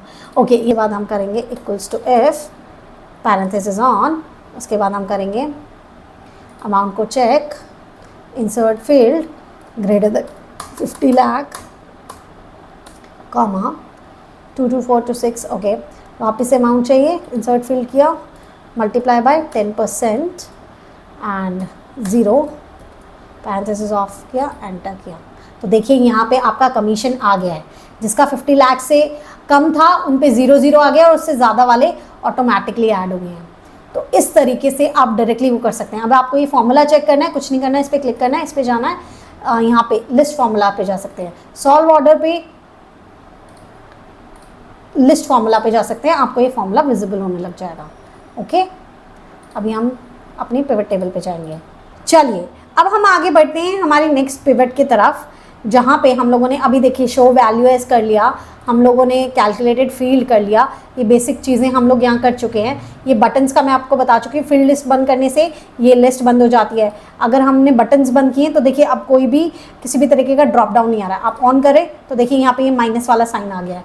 फील्ड हेडर्स नहीं चाहिए, देखिए ऊपर की हेडिंग चली गई है, चाहिए तो आप इसे क्लिक कर सकते हैं। ये चीज़ें तब भी बहुत काम आती है जब कोई भी चीज़ आप प्रिंट करने जाते हो, ठीक है, तब काम आती है। अब मैं आपको कुछ सेटिंग्स ऐसी बताती हूँ पिवट की, जो कि आपको बहुत हेल्पफुल होने वाली है अगर आप कोई भी काम कर रहे हो या पिवट टेबल बना रहे हो। सेटिंग्स को खोलते कैसे हैं इसमें, देखिए वो भी मैं आपको बताती हूँ। पहले मैं इसे कोलैप्स कर लेती हूँ। कोलैप्स करने के बाद देखिए कहीं पे भी क्लिक कीजिए, राइट क्लिक कीजिए, उसके बाद पिवट टेबल ऑप्शंस आते हैं, आप उसे क्लिक कीजिए। उसके बाद देखिए आपके पास ये ऑप्शंस आते हैं, यहाँ पे बहुत सारे ऑप्शंस हैं, जैसे प्रिंटिंग का, लेआउट का, डेटा का, टूल्स एंड फिल्टर्स का, ऑल्ट एंड डिस्प्ले का। जितने यूसेज वाले हैं मैं आपको सारे बताऊंगी। देखिए सबसे पहले आता है merge and center cells. Merge and center cells, इसका यूसेज क्या है, देखिए सेंट्रल को आपने खोला तो यहाँ पे देखो ये सेल्स नज़र आ रहे हैं, ठीक है, ये बीच में ये लाइंस नज़र आ रही हैं जितनी भी ये डेट्स खुलती हैं। तो अगर आप चाहते हो कि ये एक में हो जाए, ये सेंट्रल बीच में आ जाए, तो आपने ये सेलेक्ट किया, राइट क्लिक किया, उसके बाद आप पिवट टेबल ऑप्शंस में गए, उसके बाद आपने मर्ज एंड सेंटर विद लेबल्स किया एंड ओके कर दिया। तो देखिए अब ये सेंटर में आ गया है। ये एक तरीका है, जब भी आप रिप्रेजेंटेशन करते हो तब वो दिखाने के लिए बेहतर हो जाएगा। देखिए अब ये सारे के सारे इस तरीके से आने लग गए हैं। आपने एक में किया है, सब में हो गया अपने आप, ठीक है। तो इस तरीके से आप चीज़ें कर सकते हो, that is your merge and centre. उसके बाद मैं आपको बताती हूँ और क्या ऑप्शंस अवेलेबल हैं आपके पास। एक आता है down the over. Down the over का क्या मतलब है, मान लीजिए फिल्टर में कुछ ऐड कर लीजिए, मंथ ऐड कर लीजिए, क्वार्टर ऐड कर लीजिए, नेम ऐड कर लीजिए, कुछ भी ऐड कर लीजिए, अभी मुझे सिर्फ समझाना है। कैटेगरी ऐड कर लीजिए। अब ये चारों फिल्टर देखो कैसे दिख रहे हैं। अब ये तो अच्छे नहीं लग रहे, ऐसे लाइन में लग के आ रहे हैं। आप चाहते हो दो दो के ऐसे बॉक्स बन के आ जाएं, ब्लॉक्स बन के आ जाएं, तो कैसा करेंगे, इनको सेलेक्ट करेंगे, राइट क्लिक करेंगे, पिवट टेबल ऑप्शंस में जाएंगे, यहाँ डाउन द ओवर, हमें डाउन द ओवर या ओवर द डाउन, मतलब ऊपर नीचे चाहिए हमें, ठीक है। और कितने फॉर्म में चाहिए, एक में चाहिए या दो में चाहिए, दो लाइन में आ जाए एंड ओके किया। तो देखिए ये इस तरीके से बन के आ गए ऊपर नीचे की तरफ एंड दो के ब्लॉक्स में बन के आ गए। तो इस तरीके से आप जितने भी फिल्टर्स लगाते हैं उन्हें मैनेज कर सकते हैं, ठीक है। तीसरा हम देखते हैं कि क्या हमारे पास ऑप्शन अवेलेबल है।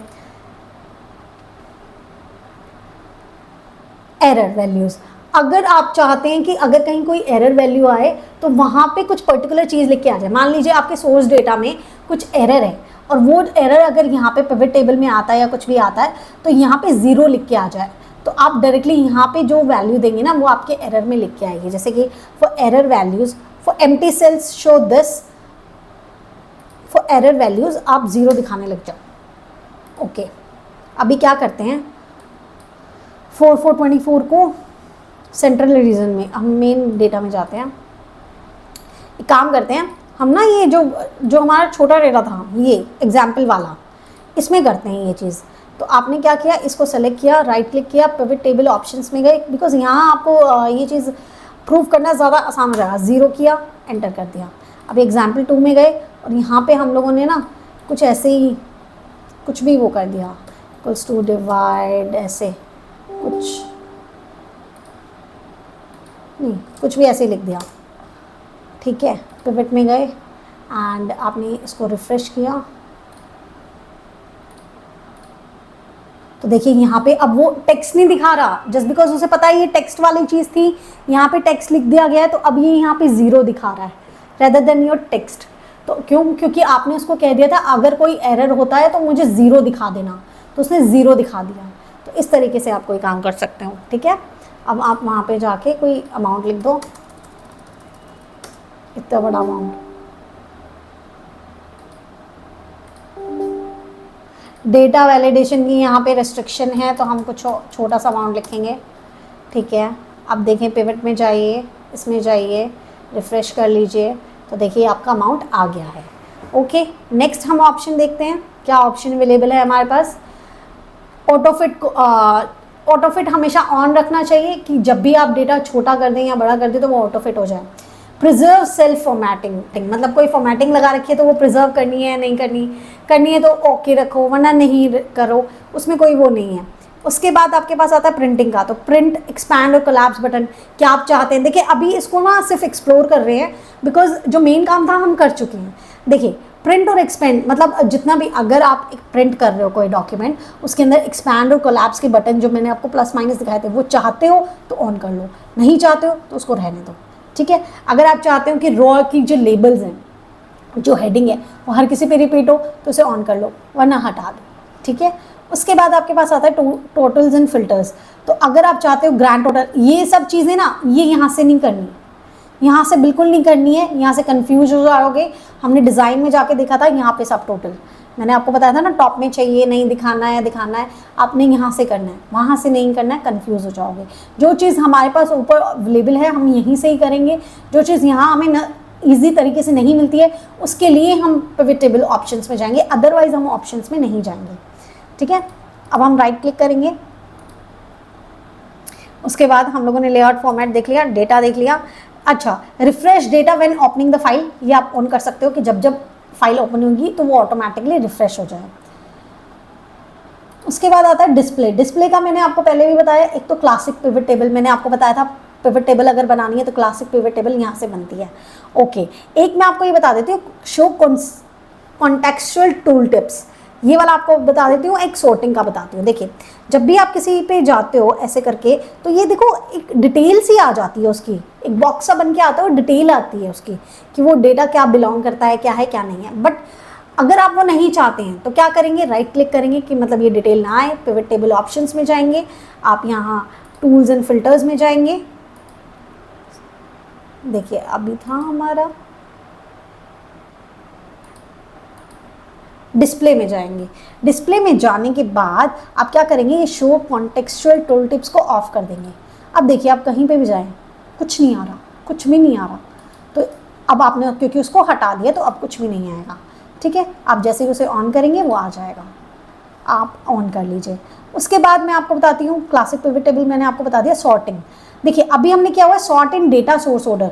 तो जिस फॉर्म में आपका डेटा, मैंने आपको बोला था ना, जब हम टेबल एरे लेते हैं पिवट टेबल बनाने के लिए तो हम हेडिंग लेते हैं, क्यों लेते हैं, ताकि हम लोगों को जो वहाँ पे फील्ड्स आए उसमें सारी हेडिंग आ जाए। लेकिन अब जब हेडिंग आ रही थी तो जिस तरीके से हमारे डेटा में लिखी हुई थी उस तरीके से आ रही थी, क्यों, क्योंकि हमने जो सॉर्टिंग की हुई थी वो डेटा सोर्स ऑर्डर के तरीके से की हुई थी। लेकिन अगर हमें A to Z अगर सॉर्टिंग करनी है, ऐसे किया तो देखो अब ये सिटी, प्रोडक्ट नेम, सेल्स इस तरीके से आ रही है, और जबकि वहाँ पे डेटा में क्या है, product name, salesman, city and sales इस तरीके से है। तो ये बस सॉर्टिंग का तरीका है, आपको किस तरीके से ज़्यादा समझ आता है। या तो आप हेडिंग के तौर पे काम करना चाहते हो वो कर सकते हो, या फिर आप सॉर्टिंग कर सकते हो। आप बड़े डेटा में काम कर रहे हो और आपको लग रहा है हाँ वो ज़्यादा जल्दी मैं एक्सेस कर पाता हूँ, तो आप A to Z वाला सॉर्टिंग कर लीजिए, उसमें कोई दिक्कत नहीं है। अभी तक हम लोगों ने सारी लगभग जितनी सेटिंग्स हैं, जितनी इंपॉर्टेंट सेटिंग्स हैं मैंने आपको बता दी हैं जो आपके काम की होने वाली है। देखिए ऑल्दो मैंने ये कहा it's a one stop solution, आपको सारे सोल्यूशन मिल रहे हैं, लेकिन मैं एक चीज़ ये ज़रूर मेंशन करूँगी कि देखिए जो इम्पॉर्टेंट चीज़ है ना उस पर आप ज़्यादा ध्यान दें। अब एक चीज़ को करने के 100 तरीके हैं, लेकिन आपके लिए जो बेस्ट है आप उस पर जाइए। अब एक चीज़ में पिवट टेबल में ऐसे 1000 ऑप्शन भी हैं, लेकिन जो आपको यूज़फुल हैं, जो एक्चुअल में काम करने के यूज़फुल हैं, वो आ जाएंगे तो काफ़ी है ना। एक्सेल तो ऐसे बहुत बड़ा है, तो इसीलिए उन्हीं फीचर्स पे ध्यान दें, उन्हीं फीचर्स पे टाइम लगाएं जहाँ पे भी आपको लगता है कि वो आपके काम आने वाले हैं, ठीक है। देखिए यहाँ तक हमने लगभग सारे फीचर्स जितने होने चाहिए वो देख लिए हैं। एक फीचर मैं आपको बता देती हूँ जिसके अंदर आप multiple tables, multiple sheets add कर सकते हैं, वो पावर क्वेरी का होता है। लिंक आपको डिस्क्रिप्शन में मिल जाएगा, वहाँ जाके चेक कर लीजिए, बिकॉज पावर क्वेरी अपने आप में एक बहुत बड़ा टॉपिक है और मैं इसमें ऐड करूँगी तो ये वीडियो एक अलग डायरेक्शन में चली जाएगी, वो मुझे नहीं करनी है। अभी मुझे सिर्फ आपको पिवट टेबल के बारे में समझाना था। एक चीज़ मैं आपको और बता देती हूँ, देखिए अभी हमारा पिवट टेबल है, ठीक है, इसके अंदर हम कुछ भी ऐड और लेस वैसे नहीं कर सकते। कैलकुलेटेड फिल किया वो ठीक है, बट वैसे नहीं कर सकते। और अगर मान लीजिए इसको टेबल फॉर्म में लेकर आना है कि बाद में मैं उस पर काम कर लूँ, मान लीजिए मैंने अरेंजमेंट के लिए पिवट टेबल को यूज़ किया, मैंने डेटा को अरेंज कर लिया, उसमें फॉर्मूलाज लगा लिए सब कुछ, लेकिन अब मैं नॉर्मल टेबल की तरह काम करना चाहता हूँ, तो क्या मैं ये कर सकता हूँ? हाँ बिल्कुल कर सकते हो। कैसे कर सकते हो एक बताती हूँ। आपने ये कंट्रोल ए से ये सेलेक्ट किया Alt+N+V, एंटर से एक और पिवट टेबल बनाई, ठीक है। यहाँ पे ओके, यहीं में मुझसे मिस्टेक हुई है, ऐसे नहीं करना है, ओके। आपने Ctrl+A किया, Alt+N+V किया, तो देखिए डायलॉग बॉक्स से यहाँ टेबल रेंज जो आया ना, अब आपने ना ये नीचे वाला भी ऑन करना है, नीचे वाला, एंड ओके किया। अब जब आप पिवट टेबल बनाओगे ना, कुछ भी बना लो,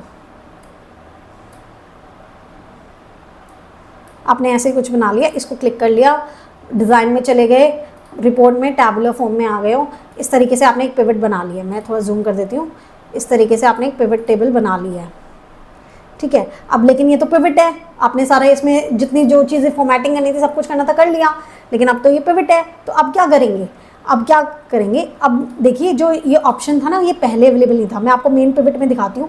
मेन पिवट में जाए, हमने नॉर्मल तरीके से बनाई थी, अब यहाँ पे देखिए ओलैप वाला बंद है, क्योंकि इसमें हमने add to the data model नहीं किया।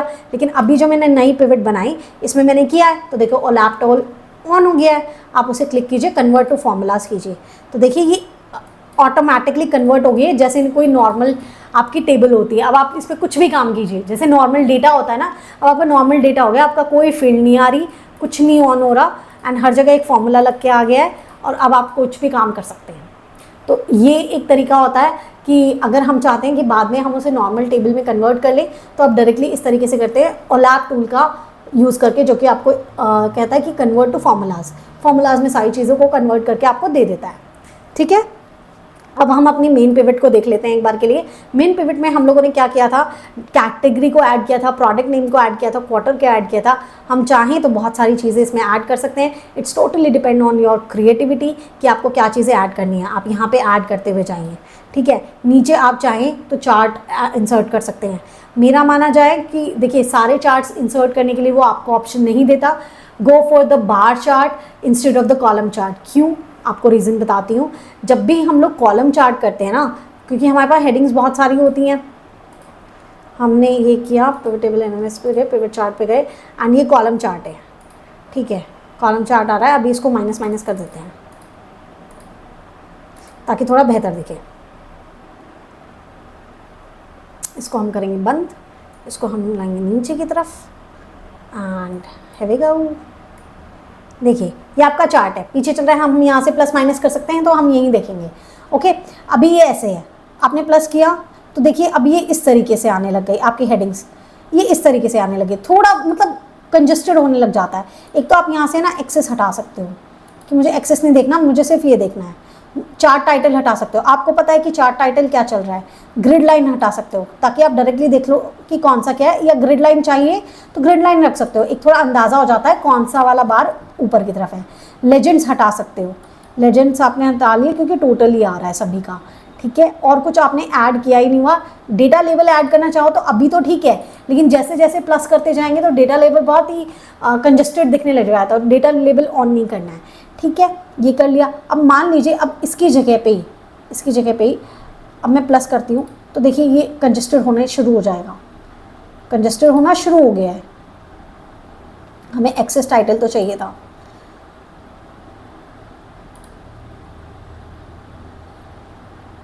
एक्सेस टाइटल नहीं चाहिए, एक्सेस तो चाहिए ताकि हमें पता लगे ये किसका है, ओके।